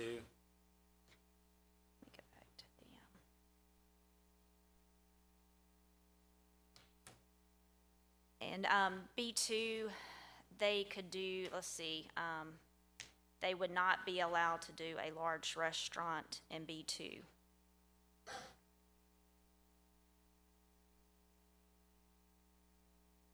Okay. Any other questions? Mr. Chairman, I don't, how do we deal with what? To correct what I just said, Wait a minute. on LL, they are allowed a restaurant by right but being adjacent to residential to the west, they would have to come for a commission site plan. Okay. Greg, you had a question? Yeah, I'm just trying to understand how do we deal with, this is Planning District 25, and it seems relatively clear that what they want to do is prohibited under the considerations in Planning District 25. So, how do we approve that, or how do we recommend approval for that which seems to be prohibited by? Well, I think that, as we talked about in the work session, I think that the regulations make a statement that rezoning consideration, which means we can consider that, even though it states that, we can consider it, and if we want to, for whatever reason. Well, and the other part of this, keep in mind, their advisory committee for Fort Morgan has actually made a recommendation to, so you, in one sense, you could say that those down there that looked at that were fine with it, so if they're fine with it, we could be, there are ways you could look at it, but, so that would fit in that consideration. That's my opinion, but any other comments, questions? All right, I'll entertain a motion. Keep in mind, this will be a recommendation to the county commission, and staff has made a recommendation for denial. I make a motion for denial. The strateger has made a motion to deny the request. Do I have a second? Mr. Davis has seconded the motion. Any comments or questions? All in favor say aye. Aye. Any opposed? Okay, the motion to deny is approved. All right, I'll open public hearing now for case number Z22-14, Lazary property. This is also a rezoning request from RSF2 to RA. Does anyone need to declare any prior communication on this item? Ms. Rhodes, again. All right, this is a rezoning request for Z2214 Lazary property. So they want to rezone 12 acres from RSF2 to RA, and you can see this on the zoning map to your right.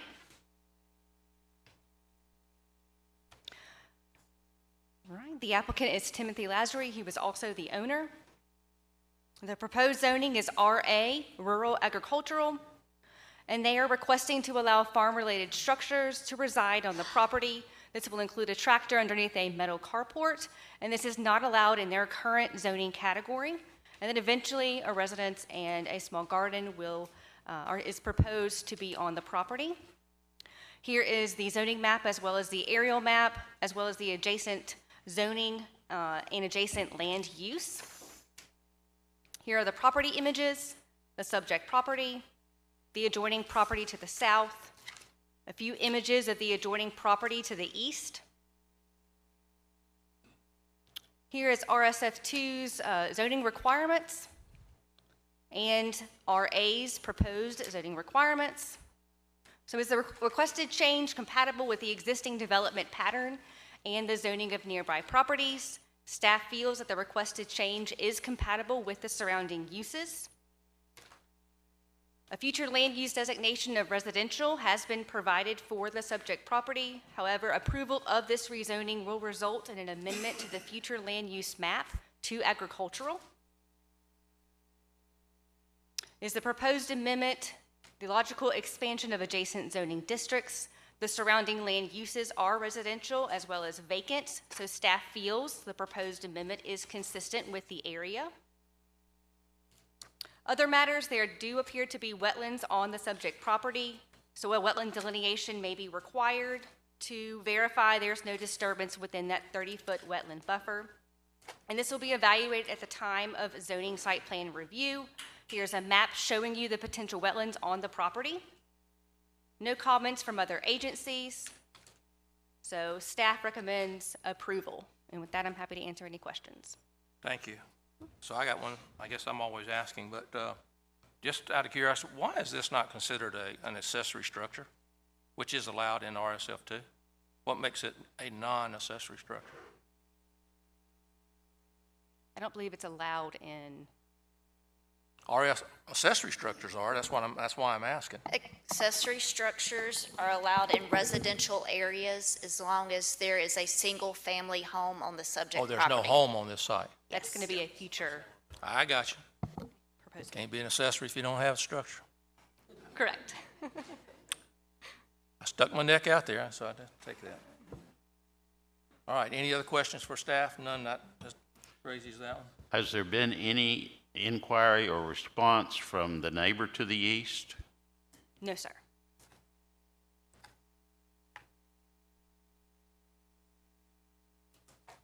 Okay, anything else?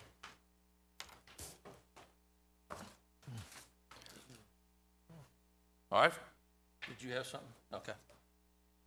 I'll call up Timothy Lazary. If you'd like to add something, you're certainly welcome to. Don't really have anything to add. I'm here for your questions. Okay. Anybody have any questions for the applicant? Is that right? You're the applicant? Yes, sir. Okay. I guess I would ask the same question.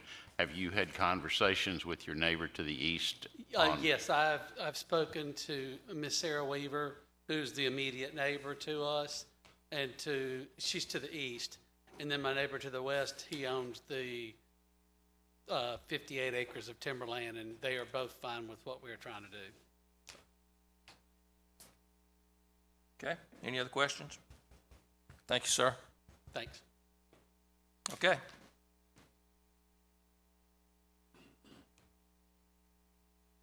What do you want to do? This is also a recommendation to the county commission. I'll make a motion. We recommend approval.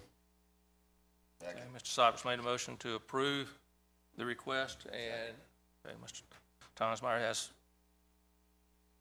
made the second. Any comments, questions? All in favor say aye. Aye. Any opposed? Motion carries. I'm going to keep moving, folks, unless you tell me you need a break. Open the public hearing now for case number Z22-15, God is Bidding Property. This is also a rezoning request from RA to HDR. Does anybody need to declare any prior communication on this item? Okay, Ms. Boykin. All right, this is a request to rezone 4.6 acres from RA to HDR, which is a high-density residential district. The subject property is located in Planning District 30. It is located on the east side of the Beach Express and just south of Roscoe Road. It's currently used residential, and the applicant is requesting HDR in order to build townhomes at a density slightly above 6 units per acre. Here you can see the subject property is zoned RA. To the west is B4 major commercial.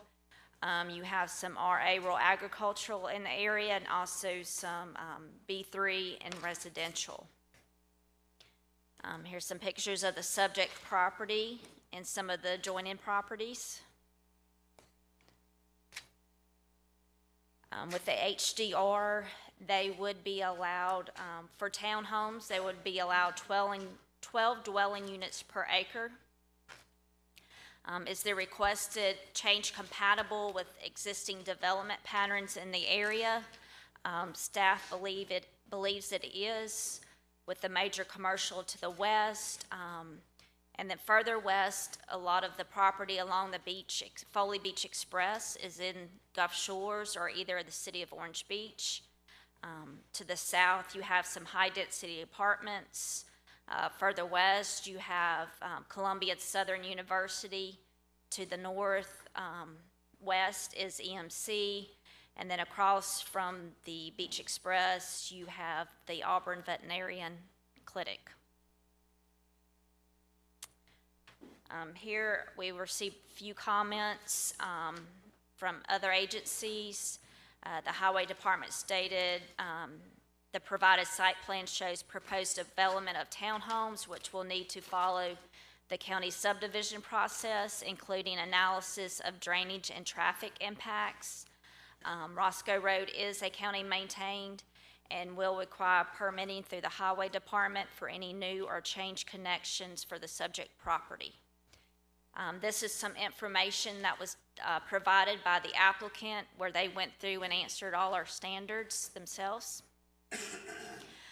This is also some maps that were provided by the applicant. It also states the adjacent uses and the adjacent zonings. This here is a proposed site plan for what the applicant is planning to do. 4.7 acres, there will be 42 units, 8.9 units per acre with the current zoning of RA, and then they are asking for HDR to do townhomes. They would need the HDR because they are doing more than 6 units per acre. Staff's comments, the subject property is zoned RA. They are asking for HDR in order to build townhomes with the surrounding land uses and the location to the Foley Beach Express. Staff feels this is compatible for the area, and staff has recommended approval. Thank you, Ms. Boykin. Questions for staff? Selena, is this in the city of Gulf Shores? The Or is- subject property? Yeah. Or No, is it- it's in the county. It's in the county, okay. Yes. Gulf Shore city limits is to the west of Foley Beach Express, and then the apartments and the university, I believe, is in the city of Orange Beach. But this is in the county. Correct, it is in the county.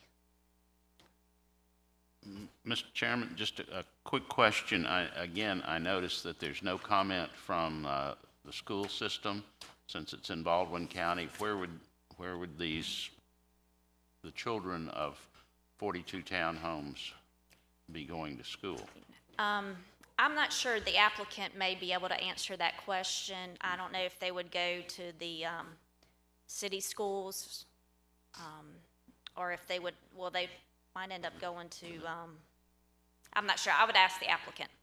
Can I, one other question. If I'm doing the math correctly, under the provisions of the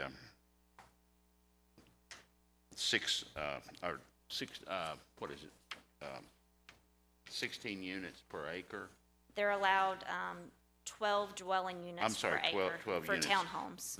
If my math is correct, if they followed that, that would be 28.2 units as opposed to the 42 that they're asking. Is that what you see on that?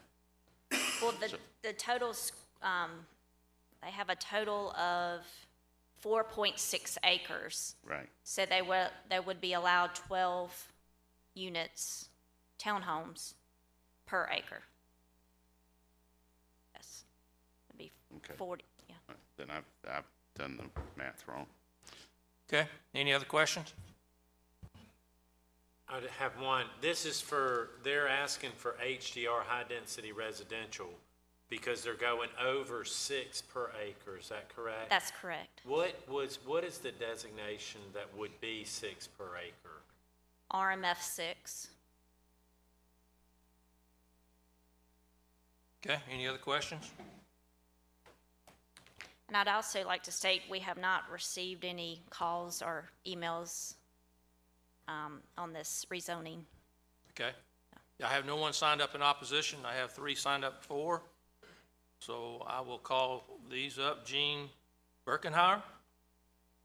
Did I say that right? Okay. Hey, I'm Stuart Paval. I'm the architect for the applicant. Okay, got you in here. So I'm here for the applicant. Yep, we have the current property owner and a representative for the developer who's under an option to purchase, to develop. I don't really have anything to add other than the application that I put in. Thank you for the clarification. It wasn't clear why I said greater than 6. It was because we wanted to get slightly above what's allowed by that one zoning down. Do you by chance, Mr. Brewer asked the question about school district, do you by chance know the answer to that? I did not. I asked the representative for the developer. He said he thinks that it's Foley, but I don't know that we know that for sure. Mr. Pumphrey, that's why I asked Selena if it was in the county or not, because those, based on the two city school systems being created on the island, those children that live outside those city limits have, at least at the last board meeting, they were rezoned to Foley. Or at least the Orange Beach ones were. The ones that live outside of Gulf Shores have been rezoned to Foley already. So probably Foley then. Probably Foley. Mr. Chairman, a quick reading of the City of Orange Beach Board of Education website, it appears that their attendance zone is limited to the city limits unless a student goes through an application process for an out-of-district student. Believe that's limited to Orange Beach residents. Okay. Any questions for the applicant representative here? Okay. Thank you, sir. All right, thank you. Is George, is that, okay. All right, does anyone else that didn't sign up to speak want to speak? I'm closing the public hearing. All right, any follow-up comments from staff or any questions for staff? I want to just make a quick comment. It seems like this, we're looking at a higher intensity to zone surrounded by basically a whole bunch of RA. We're next to the Beach Express, which is, you know, I understand why it's B4 and the other high densities here, but, you know, at the same time, we're committing to high density residential in a low density area. That's just an observation where we're up against high intensity business, and it seems like it doesn't seem like high density zoning, but it is high density for residential. Yeah, I guess one of the ways you could look at that too is that higher density probably would fit better against some of the commercial uses than a lower density.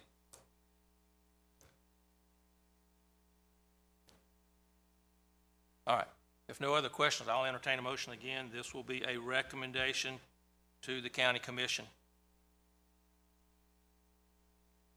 I'll make a motion, we recommend approval. Mr. Cybers made a motion that we approve the request for rezoning. Do I have a second?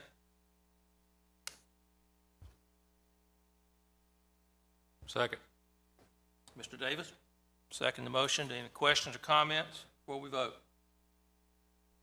All in favor say aye. Aye. Any opposed? Opposed. Well, all right, roll call. A yes vote is for approval of the rezoning question. Mr. Bias? No. Did you say no? No. Okay. Mr. Davis? Yes. Mr. Tonsmeyer? Yes. Mr. Paget? Yes. Mr. Mullick? No. Mr. Siebert? Yes. Mr. Boer? Yes. Ms. Strediger? Pardon me? I'm sorry. Yes. Mr. McKenzie? Ms. Teal? Motion carries. Okay. Motion is approved. All right. Are we ready to move into subdivision cases? Everybody okay? Got quite a few more, so we'll keep going if you're ready. All right. I'm going to open the public hearing now for case number PUD 22-8, Wandering Spirits RV Park. Does anybody need to declare any prior communication on this item? All right, Ms. Mitchell. All right, so this is a request for a PUD site plan approval for Wandering Spirits RV Park. There are 62 units in this RV park. This is it's on the end of Glass Road, just south of I-10. It's in Planning District 13, where zoning has not been implemented. There are 46 acres in the subject property and proposed 62 units. All roads would remain private. There are traffic studies, drainage improvements, and wetlands, which I will cover. And this is just a close-up of the area. And this is the subject property in relation to the nearby roads. Aerial photo. And as you can see, this is a large lake that's already present on the property. All utilities have provided will serve letters. There are wetlands on the property. I'm going to go ahead and show you where those are. And then the wetland buffer is indicated in that pinkish color, 30-foot wetland building setback with a 15-foot natural buffer within that. As far as drainage, improvements have been recommended and accepted by the Highway Department. And they have a creation of a detention pond. So in addition to the existing pond, there's also a detention pond added there on the north side. Traffic study has been done, and they are required by the subdivision regulations to widen Glass Road to 24 feet within 300 feet of the entrance, and the applicants have agreed to do that. So staff recommends approval for Wandering Spirits RV Park. There are no conditions other than compliance with all subdivision regulations. Okay. Have any questions for staff? I have a question on, this will be infield septic. Is there, can you walk through that a little bit with, I guess I'm not seeing some of the. I don't have all the pages I'm not seeing some of the information that we have been presented before on some of these layouts. I know that's a page. I'll show it to you. We'll let Mr. Lee address that when he comes up. I think he can probably point that out for us. All right. Any other questions for staff? Were there any comments from neighboring properties? No, and there's actually an RV park already on the other side of the road. In Glass Road. Okay. At this time, I just want to make sure that we all, since we have some new people too, so this RV park is zoned for an RV park, and they're just asking for the This area is unzoned, so. Oh, it's unzoned, so yeah, I think we need So it. that's So it's not an issue here. unzoned, so they're just asking for, through the subdivision regulations, the permission for the, what are we on this one? The preliminary plat. Well, this is a PUD, is what you PUD. classify this as, yes. Okay. okay. Mr. Lee, you want to, I didn't see you out there. There he is. I've been hiding in the back. They did a wonderful presentation on what we're trying to do tonight, so I'll answer any other questions. But to answer the septic question, I don't have control of the computer, but in the middle of the loop, there's a big open space, and we have septic fields designed, and we have gotten an approval letter from the health department as to those locations and design. Okay. They're all right in here. And there's a couple up over here. They're kind of off the page. Okay. All right. Any questions for Mr. Lee? Do you intend this to be permanent residence, or is this transient RV park? The intent of the RV park is to be transient.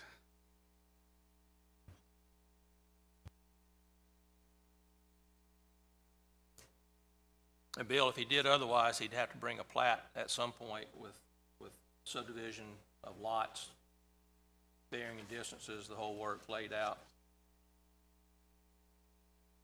All right, any other questions? Thank you, sir. Thank you. I have one signed up in opposition, or two on the same page. I guess it's husband and wife. Dana and Macy, one of you want to speak, or both? Neither here. Dana Wilcox or Macy Wilcox? They gave up and left? I'm with them. All right. Does anybody else that didn't sign up want to speak? All right, I'm going to close the public hearing. Anybody have any questions for staff? Staff have any additional comments?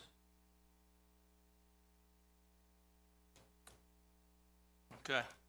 Well, this one's on us, folks. This is not a recommendation this time, so it's a decision we make, final decision. So,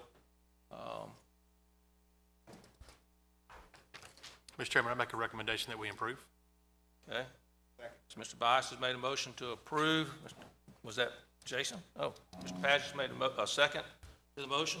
Any questions or comments before we vote? All in favor say aye. Aye. Any opposed? No. One no. All right, motion carries. All right. Well, public hearing now for case number SC 22-17, Spring Creek Subdivision. Mr. King? Oh, anybody need to declare any prior communication on this item? Somebody needs to say yes just one time, make that worthwhile, but, Mr. King, all yours. Chairman, Commissioners, I'll try to go through this one quickly as this is a very routine request. A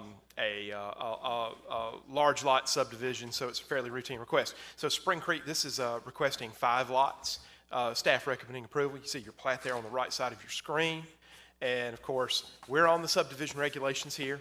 And in your site information right there, as we talked about, 5 lots made out of 30 acres. You'll notice on your lot sizes, on lots 1 through 5, your smallest lot size is 3 acres. Your setbacks are shown The developer here is actually exceeding the requirement of the required setbacks in the subdivision regulations. No improvements to be installed here. You see Mr. Lowry there is your surveyor of record. Mr. Hamlin provided the drainage narrative, and you see the property owners there on your screen right there. No drainage improvements are recommended by the engineer of record here. This does not trigger a traffic study. No potential wetlands are on the Baldwin County wetland map. And Mr. Chairman, for Mr. Boer, this is an example of a subdivision because of the number of lots that the broadband requirement is not triggered here because we don't, for the subdivision, due to the lot size exceeding 20,000 square feet. And so we had to rotate the plat to get it to fit in the slide. This is your entire plat. We've zoomed in tightly on the areas so you can see all 5 lots, and as well zoomed in on your locator map there in the lower right-hand corner. We have here before you your vicinity map where you see Spring Creek Drive and where it's oriented in relation to County Road 34. We did want to point out here, this is relatively close to the town of Summerdale, which is shown. There's town limits are there in yellow. Here's an aerial map of the site. We did want to go back to our planning district map, as we've seen before, the zone versus unzone, and we'll draw a square around planning district 18. You'll see that this is just inside planning district 18, very near planning district 14. Mr. Hamlin provided the drainage narrative on this. This was reviewed by our colleagues, Baldwin County Highway Department. No drainage improvements are required, as you noted here in Mr. Hamlin's letter. So therefore, Commissioners, we are recommending approval subject to the Baldwin County subdivision regulations. No conditions of approval requested for this item. Okay. Thank you, Mr. King. Any questions for staff?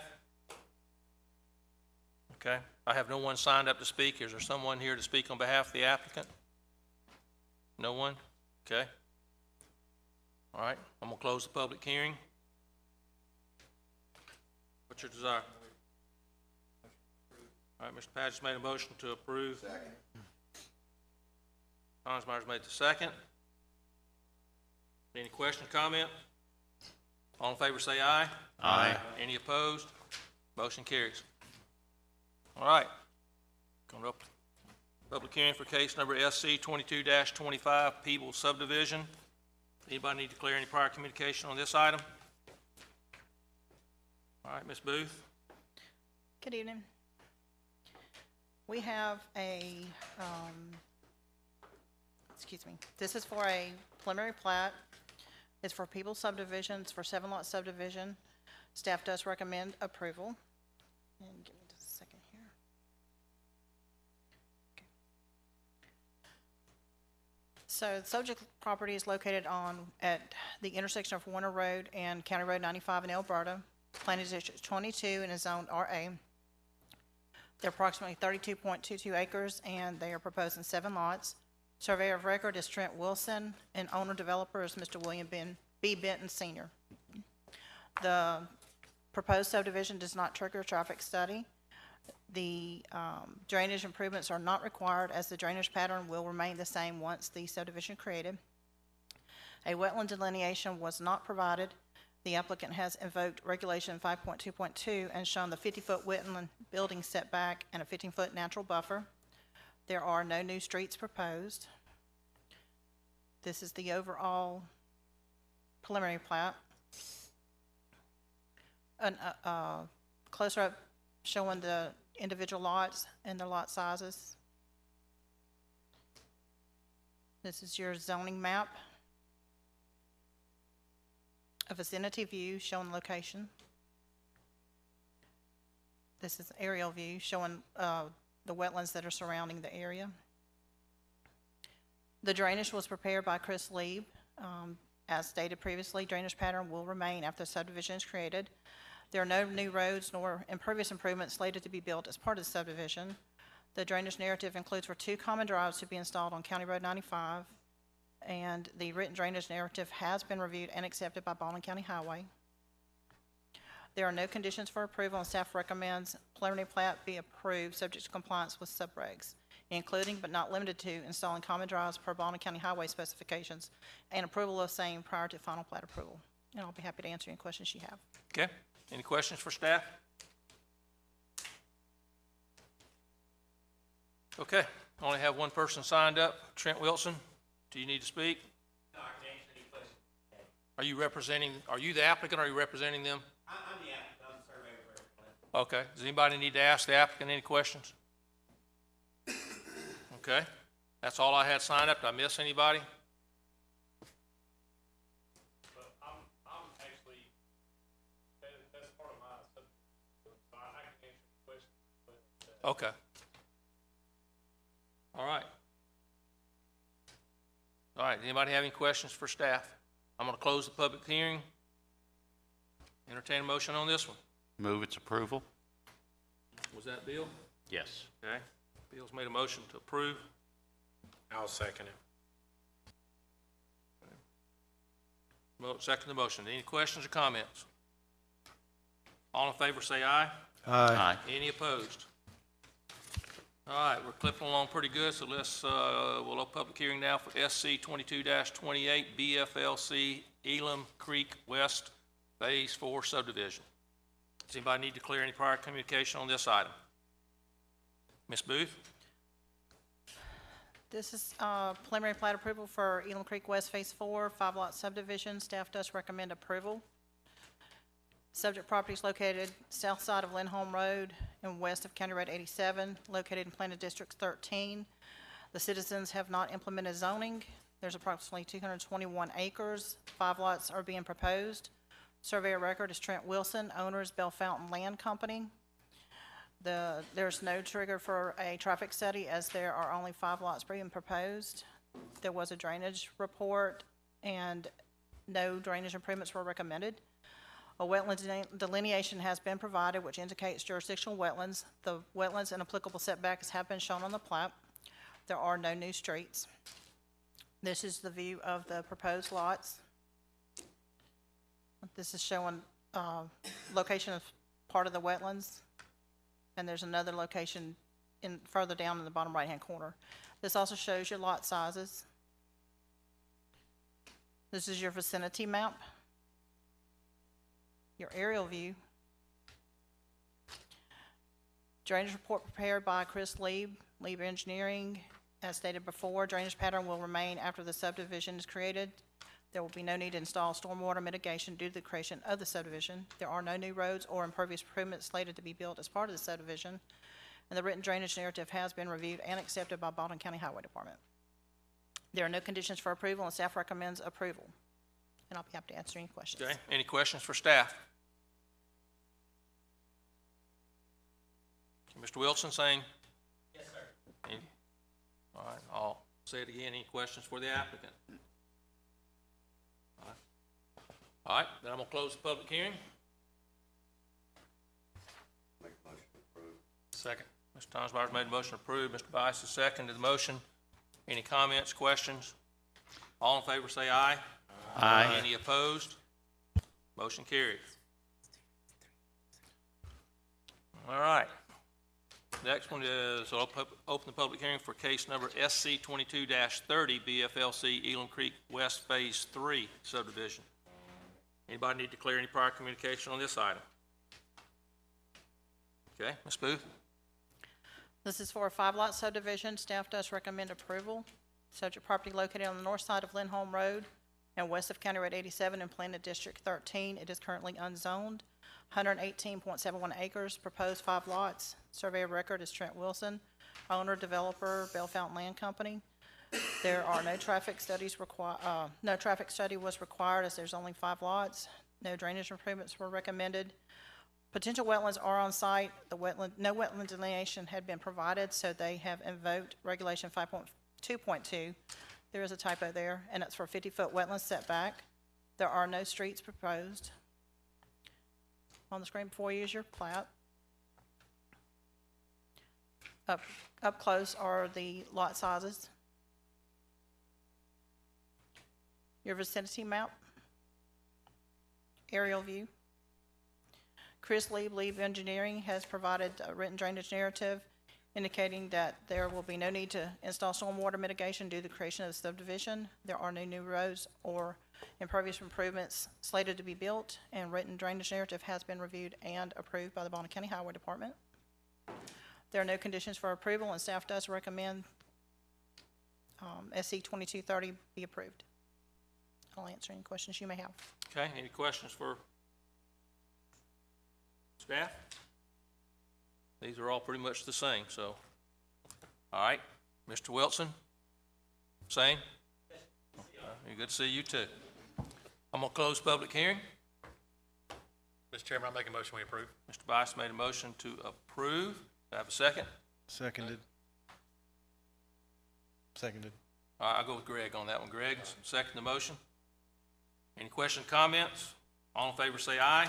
Aye. Any opposed? Motion carries. All right. Close public hearing now for SC 22-31, and I'm gonna guess, is this Higgy subdivision? I'm guessing. Somebody can clarify that for me. Does anybody need to clear any prior communication on this item? Ms. Booth? Okay, this is for a 5-lot subdivision, and staff does recommend approval. Subject property is located on the west side of Vaughn Road and the north side of McConney Hill Road in the Seminole community, located in Planted District 13, currently unzoned, 57.56 acres with 5 proposed lots. Surveyor record is Daniel Clark, Smith Clark and Associates. Owner developer, I am going to apologize, but I believe it's Nevin Hagee. The traffic study was not implemented. There are only 5 lots. There were no drainage improvements recommended. Jurisdictional wetlands are applicable. There was a wetland delineation. There are jurisdictional wetlands on site, and applicable setbacks have been shown on the plat. There are no new streets or roads proposed. Before you is your plat. A close-up view of the individual lots and their lot sizes. Your vicinity map. Your aerial map. Chris Lieb Engineering has prepared the drainage report to your right and recommends that there's no need to install stormwater mitigation due to creation of the subdivision. There are no new roads nor impervious improvements slated to be built as part of the subdivision. And the written drainage narrative has been reviewed and accepted by Baldwin County Highway Department. Craig Martin with Wetland Sciences has prepared a wetland assessment as shown to your right. There are, as previously stated, there are jurisdictional wetlands, a 30-foot buffer, wetland building setback, and a 15-foot natural buffer has been indicated on the plat. No wetlands are proposed to be filled. This is an image of the wetlands that are reflected on the site. There are no conditions for approval, and staff does recommend approval. And I'm happy to answer any questions you Okay. have. Any questions for staff? Okay. Hunter Smith, you need to speak? I'm the surveyor. I can answer any questions. All right, does anybody have any questions for the surveyor? Okay, was there anybody else that didn't sign up by chance? All right, I'll close the public hearing. There are no questions for staff. If staff have any other comments, I'll entertain a motion. Mr. Chairman, I make a recommendation that we approve. Mr. Bice has made a motion to approve. Second. Mr. Paget, second the motion. Any comments, questions? All in favor say aye. Aye. Any opposed? Okay. Open public hearing now for case SC 22-32, Donningworth Subdivision. Does anybody need to clear any prior communication on this item? Ms. Mitchell? Okay. All right, so this is a 3-lot subdivision, and staff recommends approval. This is located in Lillian at the corner of Perdido Street and Rosalia Streets. It's in Planning District 33, and it is zoned RSF2. There is not a traffic study required because there are fewer than 50 lots. No drainage improvements have been recommended, and there appear to be no wetlands. So I'd like to point out that originally in the legal description there are 4 parcels, and they're actually cutting into 3. That all are approximately 0.37 acres. This is the location map, and the zoning map, and the aerial. Chris Lieb has been very busy this evening, well represented here. There were no drainage improvements, and the drainage narrative was accepted by Baldwin County Highway. And as you can see, all the utility letters have been provided, so staff is recommending approval with no conditions. Okay, any questions for staff?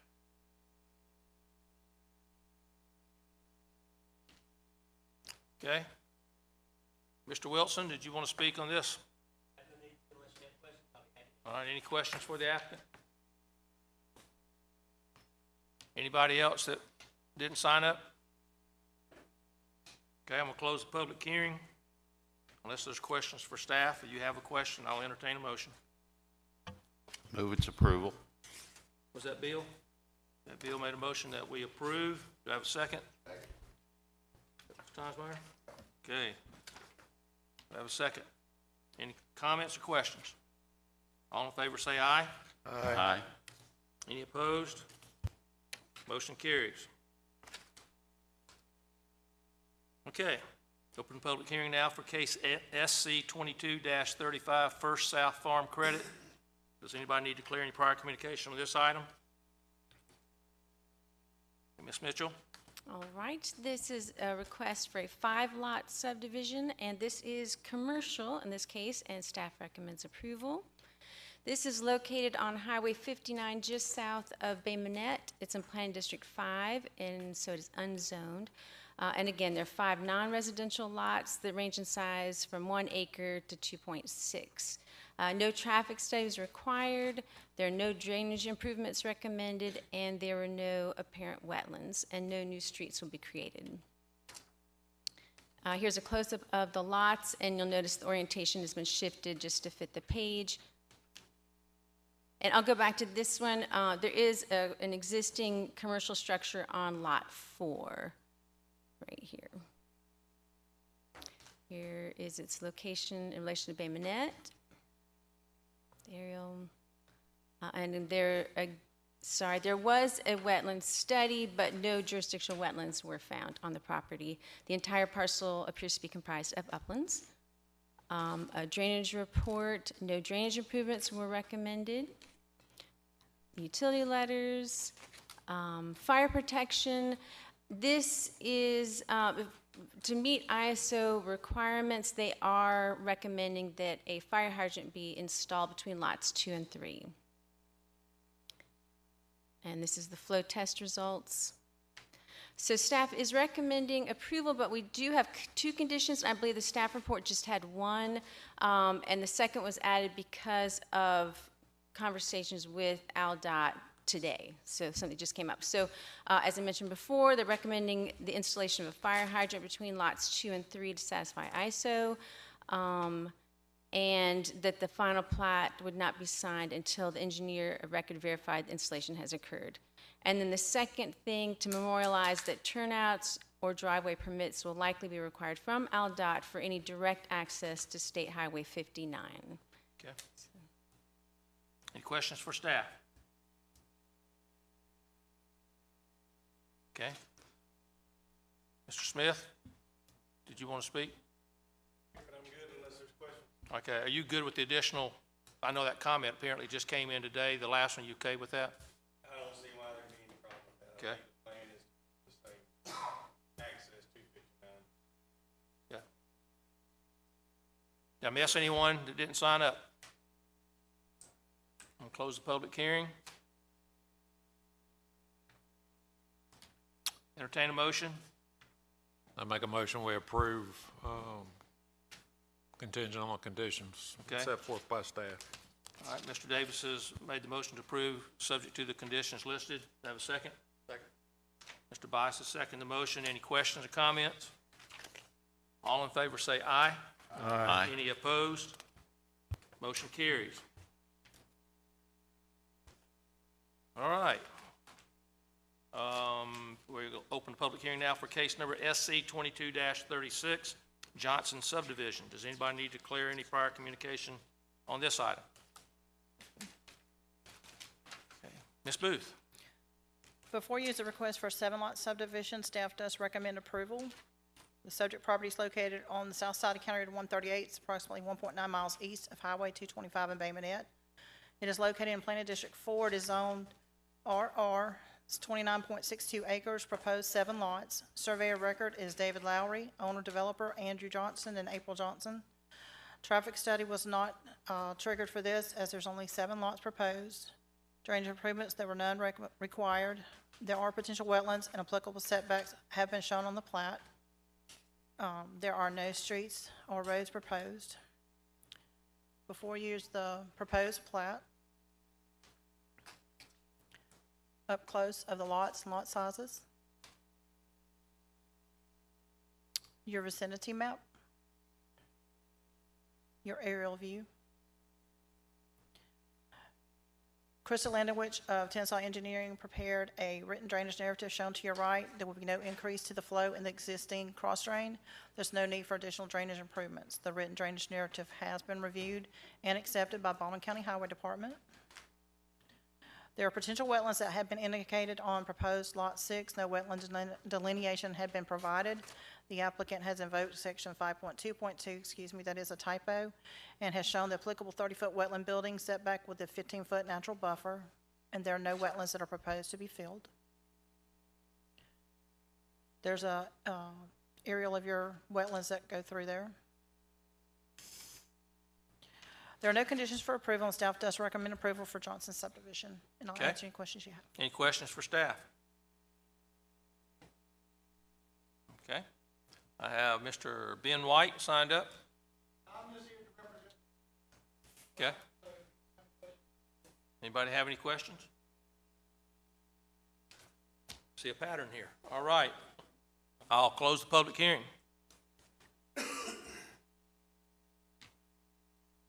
We entertain a motion. Make a motion to approve. All right. Thomas Myers made a motion. We approve. Do I have a second? Second. Greg? Okay. Any questions or comments? All in favor say aye. Aye. Any opposed? Okay. We'll open up public hearing now for case SPP 22-22 Tealwood Estates. Anyone need to declare any prior communications on this item? Ms. Mitchell? All right, this is for preliminary plat approval for Tealwood Estates, a 76-lot subdivision. Staff recommends approval. This is on Underwood Road, and this is on the east side of Fish River. It is in Planning District 14, where citizens have not implemented zoning. 34 acres and 76 lots are proposed. 4,400 linear feet of street will be constructed. The traffic study, drainage, and wetlands will be addressed in a moment. So again, you've seen this before. This is in Planning District 14, just to show this unzoned. This is phase 1, and phases 2 through 6, the ones that you see in the background there, those have all been withdrawn. So we are only concerned with phase 1. This is the subject property in relation to nearby roads. And here's the aerial. The drainage report, drainage improvements have been recommended. And there was an original report, and they submitted a second one that provided even more drainage than the initial report. And here are the ponds that they're proposing. Traffic study was done, and the traffic report did recommend some improvements. Now, I wanted to point out that on the traffic impact study, it has a different name, Miranda Homes. That was an earlier iteration, but it's the same location. So if you see the locator map there, it's different name, but the same subdivision. The recommendations were for a turn lane, westbound right turn lane, and that if there were to be future phases, that those would probably necessitate an eastbound turn lane. And the utility letters, and they're all issued will-serve letters with the understanding that the developer would pay any necessary cost. As for fire protection, they did submit the letter to the fire station. ISO improvements, if they're recommended, will be verified at the time of final plat submission. Wetland report, there are small isolated wetland areas found on the subject property. They're not believed to be jurisdictional, and this is what they look like. So the recommendation is for approval subject to compliance with the county subdivision regulations, including but not limited to submission of a request for subdivision permit to the Baldwin County Highway Department for all improvements and system upgrades to be installed with the development. Okay. All right. We will not rush through this one, even though I have no one signed up in opposition to it, but I want to be sure we go through this correctly. This is a lot different from those that we just went through a string of. Anybody have any questions for staff? I have one. Did we look at that entrance? Is it, having designed many subdivisions, that entrance looks terrible to me the way it's coming in. It looks like it's coming in almost at an angle. I will definitely let the engineer address that one. Okay. Let me do this. Anybody else have questions for staff before I bring them up? Okay. So Frank Faber? Thank you for the chance to speak to you. It's been a long wait out there. I'm Frank Faber, the professional engineer and a professional land surveyor of record. Jim Kirkendall, there you are, is our design engineer. Okay. And Jim was pretty much interfaced directly with county staff, and he and I worked really closely on this. But and we worked very closely with the highway department on the entrance and the turn lane. Will be provided, and right of way has been shown on the preliminary plat to be dedicated to the county for not only the right-end turn lane, but a future left-end turn lane on Underwood. We've also provided an emergency entrance in the event one should be required. That's just shown on the preliminary plat. You got anything to add to that? So I'm still going to ask that. So the entrance that you have, the main entrance to this development, has been approved by county staff? You guys have looked at this? I mean, to our best of my knowledge, I think. So it's not actually coming in at an angle. I'm assuming there's enough room there. You're turning those lanes and coming in perpendicular to that county road? Yes, we are. Right. Right here. It looks like it's coming in angle. Does it have enough turning point to come in at the right angles? What I'm just looking at it doesn't look right to me, but I could be wrong. But I would think that our staff would look at that before. Okay. Yes, sir. If they've looked at it, I'll take their word for it then. All right, any other questions for the applicant? Okay, thank you, guys. Thank you. I have no one else signed up. Was there someone that failed to sign up that wanted to speak on this item? Okay, we'll close the public hearing then. Anybody have any questions or comments on this development for staff, or staff have any additional comments?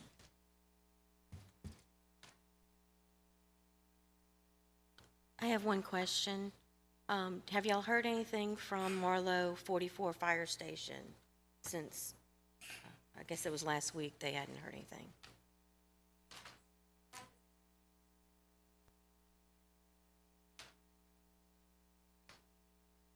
This is always one of those things that's truly amazing to me. It shows you the differences in our county.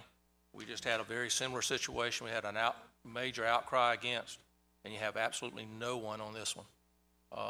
60-foot wide lots. So, how do you explain it? I don't know.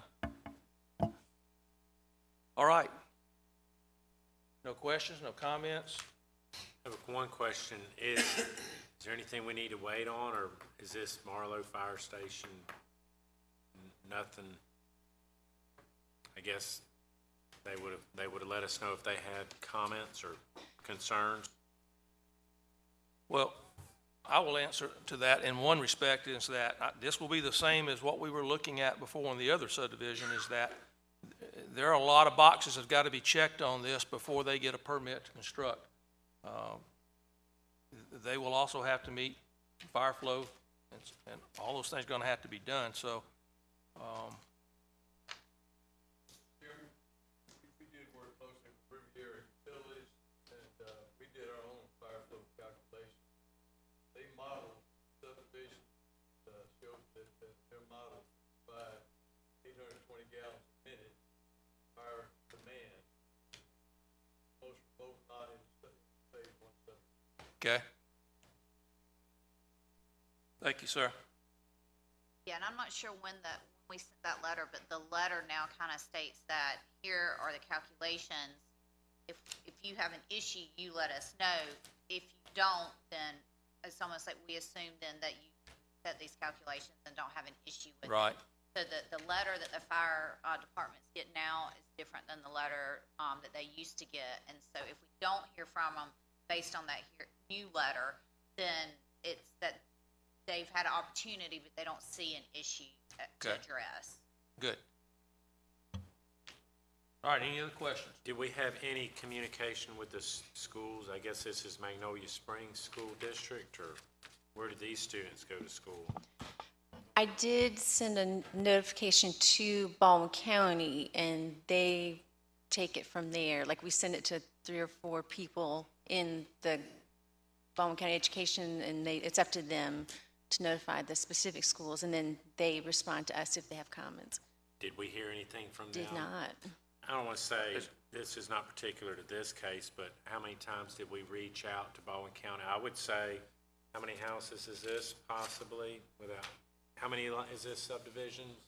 76. 76, and you know what we've seen tonight, and no communication after no communication after no communication seems.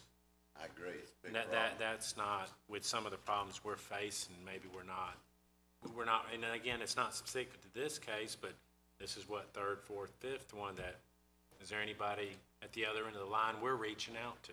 Because our policy is anytime there are more than 50 units to notify them. And we tell the people on the list, it's the superintendent, the head of GIS. Finance director and their general counsel. Right, so there are 4 people who receive that notification. Should there be some kind of requirement to answer to some degree? Well, I mean, I don't think that we can make another governmental body answer. And I also think that, you know, there could be things that they're looking at. I mean, they can have a position that we have overfilled schools, but, you know, they can't stop, you know, development necessarily and from being developed, because it's the school board's job to then figure out how to create the school for what's there to some extent, you know? And, you know, there's some assumption, I think, that's maybe being made that all these subdivisions are filled with a bunch of young people. And, you know, there's a lot of movement to this county that is not of childbearing or childbearing ages anymore.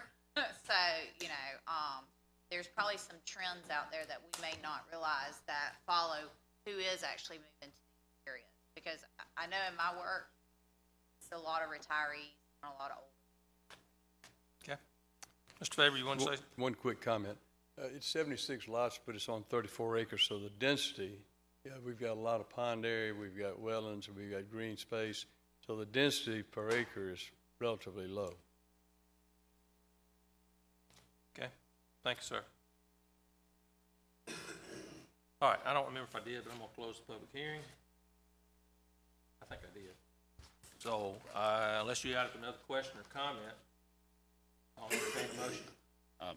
Mr. Chairman, I'd like to make a motion that we table this, and the reason I'm making that motion is to send a message on this very issue, the school issue. While we can't force them to do that, we can certainly enlist developers to go to them as well, to make this part of what they have to do and we have to do to make good decisions. So I'll make the motion that we table this. Well, can I just say this? Our subdivision regulations right now do not state that a developer has to do that. So we can't just say that a developer has to go meet with the school system. So It's not my intention to mandate that they go, but they're citizens. The people involved in this are citizens. The school board and the school system is part of our citizen activities for the county. I'm saying this is a pressure point that we're getting no response from. And if we approve a bunch of these particularly these large subdivisions down the line, and the school system is not adequate to sustain them down the line, then we've been a little bit dilatory in our responsibilities to do what we're being asked to do. And I agree that it's just unconscionable that the school system does not respond to this. So the more people who put pressure on them of their own volition, the better off I think will be to have the school system understand this is an important part of the infrastructure of this county. but even if the school system, I mean, maybe they realize this is not a rezoning. You know, maybe they choose which cases to respond to, because they could come talk all day long, but it looks to be that you think it is, the planning commission the department thinks it is, that they've met the technical requirements of the application that they filed for a subdivision in this area. So I don't know if maybe, I have no idea what the school are thinking, but it does not matter if they came here and said, we don't have the capacity at this school right now for this, because this is a subdivision request that appears to meet all the subdivision regulations at this stage that we have. Mr. Chairman, if the chairman and commissioners recall, at the very beginning, when we were going through the preamble, we noted that in terms, and our legal counsel is giving us excellent advice here, that when in terms of a zoning case, this planning commission has very broad discretion. In terms of a subdivision case, this planning commission has very narrow discretion. And so Mr. Brewer's making a great point from a public policy standpoint, and we all appreciate that. So perhaps maybe, that is a matter to be taken up with the public policy makers. Okay. All right, so Mr. Spears, he's made the motion to table it. Well, I'm more than happy to withdraw the motion if council thinks it's inappropriate for us to apply that. Well, I'm going to even agree with her. I believe that we've made the attempt. How many people we send it to? 4 people. It's not like we didn't put a tremendous effort out. So 4 people, and if 4 people don't respond, then it may be very much like the fire department. They just don't have an issue. They're not going to bring it up. So for me, and I'm not a voting member, that's just my position. Well, and frankly, it's on the public record they haven't responded. So, I feel like I understand the reason for the conversation, but we've also done our due diligence in having this conversation as well on the record.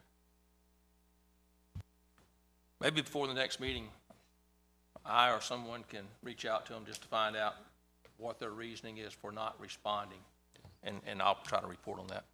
All right. So we need a motion.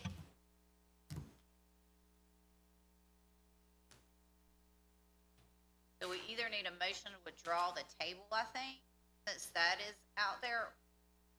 Or he would- he's withdraw- I, he I, withdrew I'm, it? I said Okay. I'm willing to withdraw the motion if it's Okay. inappropriate. Okay.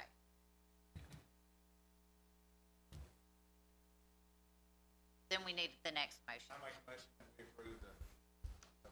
And Mr. Paget has made the motion to approve. Second. Mr. Boss has seconded the motion. Any question or comments? All in favor say aye. Aye. Any opposed? Okay, motion carries. Thank you, Last ladies item. and gentlemen. Oh. We appreciate it. Yes, sir. Last item. This is not a public hearing, is it, Mr. King?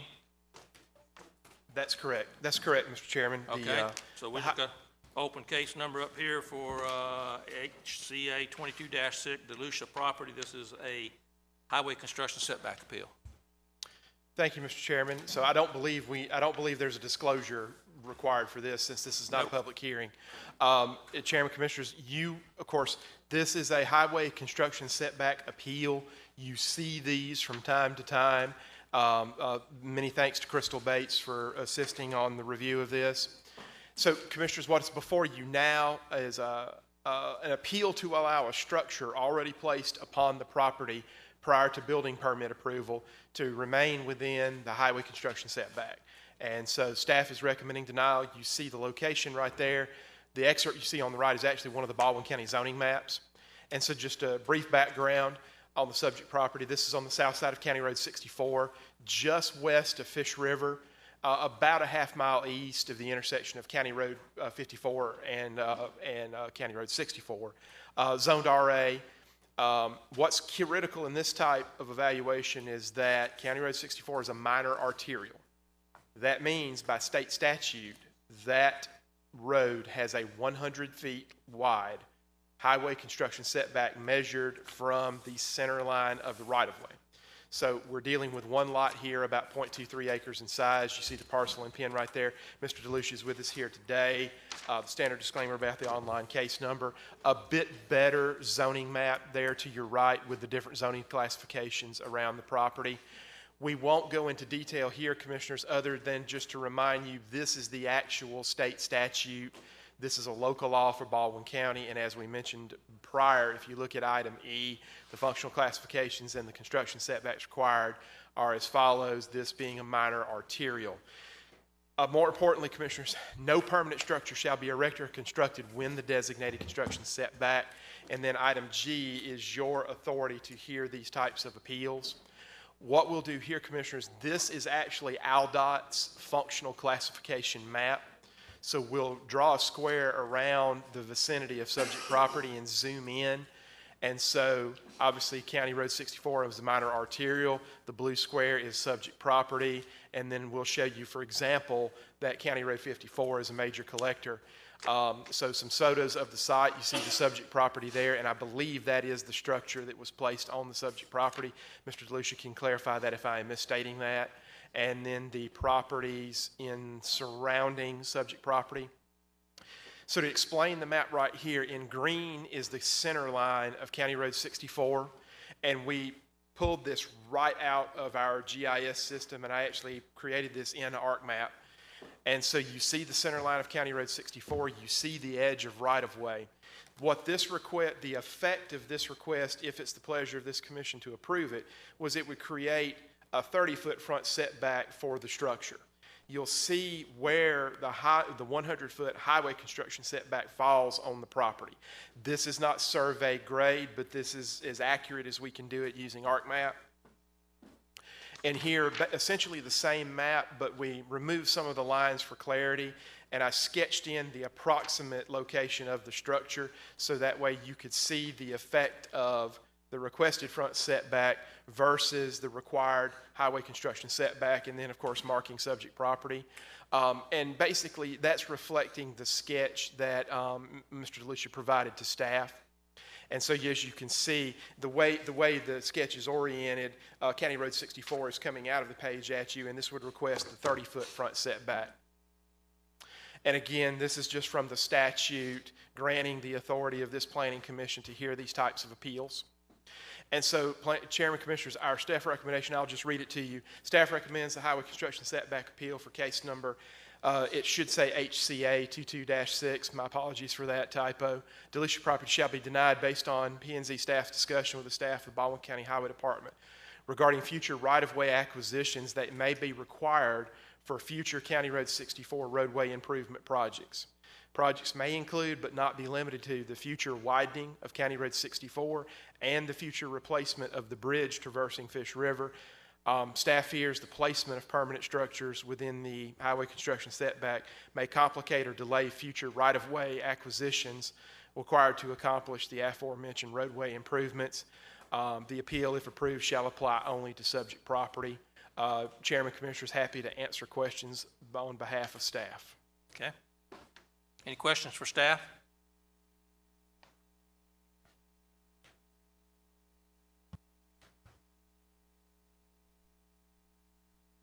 Mr. King, do you know, was this built on site or moved to the site? This building moved to the site? Mr. Chairman, I'm going to defer to Mr. DeLucia. Okay.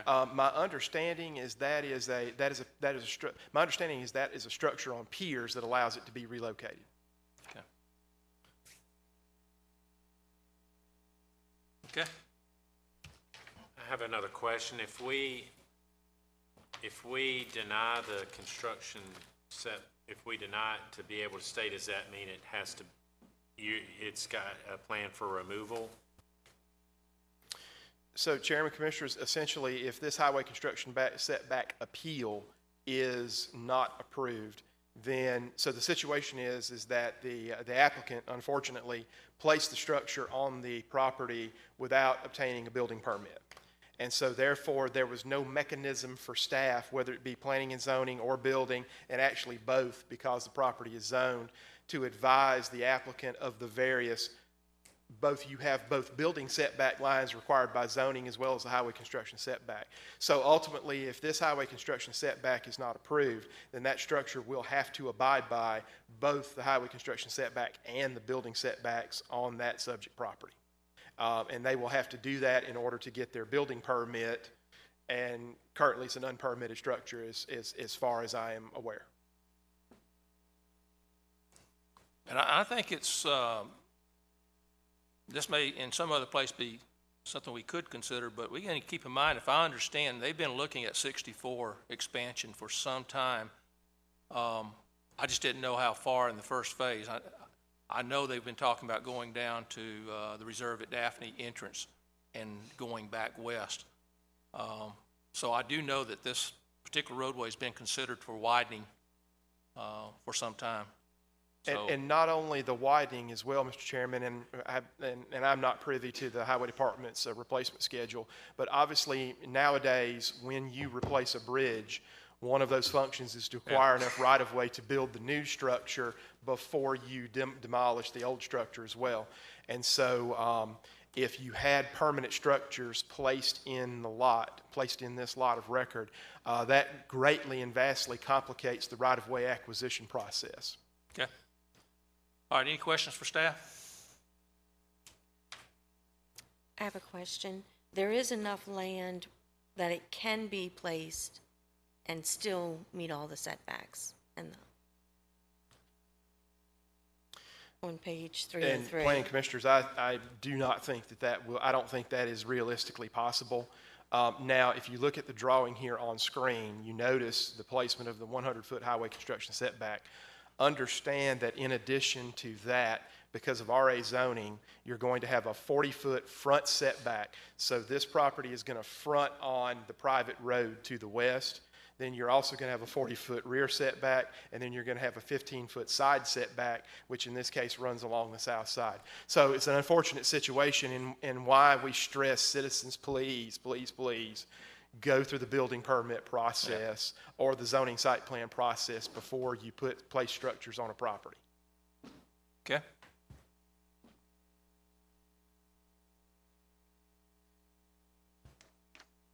What do you want to do?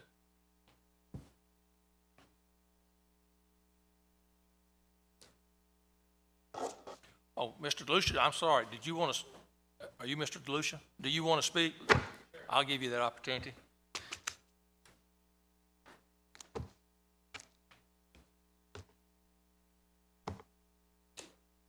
How y'all doing? The property only allows a 5-foot by 20-foot building. If I was to go by every setback, which is, you can't do. I did place it on there without a permit. It's 700 square foot. I really didn't think I needed one. It's a modular building. It's an all-steel modular building. You know, I'm here now. If I gotta move it, I gotta move it. But the property is completely unusable if I can't do anything with it. And, you know, that would suck. Okay. Very much. Any questions for Mr. DeLucia? Thank you, sir. Okay. What do you want to do? I'm sorry, I have another question for Buford. If we voted to deny the appeal right now, could he at that point then go to the Board of Adjustments and ask for a variance on the setback so that he can move it to that last portion of the road? So, Chairman, Commissioners, Mr. DeLucia has already gone through that process, and we won't, for the sake of time, won't go through the details, but the Board of Adjustment actually denied that application. Now, Mr. DeLucia does have the option of petitioning the Board of Adjustment for a rehearing, and so he certainly has that option if he wishes to carry that out. So he would have another opportunity to appear before the Board of Adjustment, and if he wished to ask them to reconsider. And that would, and if they did, then they could possibly give him some relief in terms of the building setback lines. Okay. Mr. King, are there any provisions in the law or the regulations that would allow us to grant him some type of temporary approval of where he is until such time as ADOT or someone comes along to actually widen that road?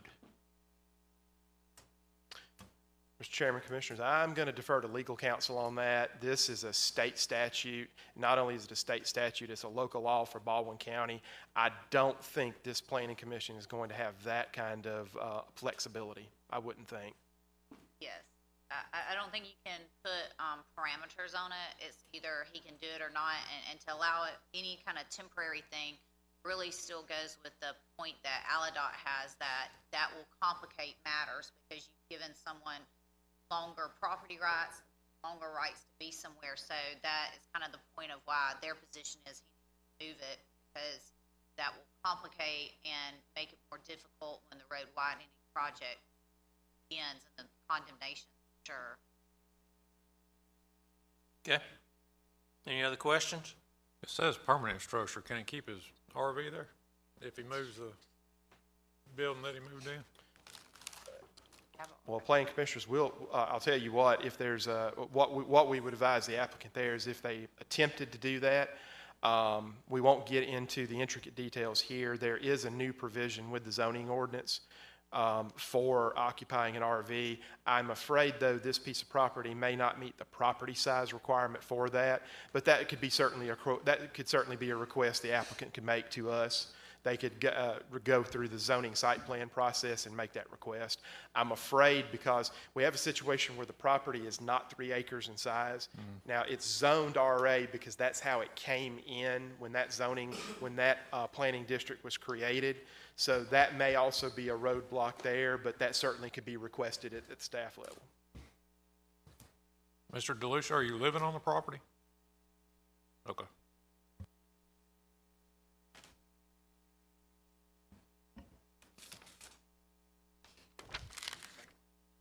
I'm ready for a motion. I make a motion we deny the request. All right. Seconded. Mr. Davis has made a motion to deny. Mr. Cybers seconded the motion. Any questions, comments? All in favor say aye. Aye. Any opposed? Okay. All right. Public comments? Staff reports. Mr. Chairman, very brief report for you. Just wanted to inform the Planning Commission that Planning District 35's Advisory Committee has arrived at a recommendation for a zoning map for Planning District 35, and we anticipate bringing that to the Planning Commission on September 1st.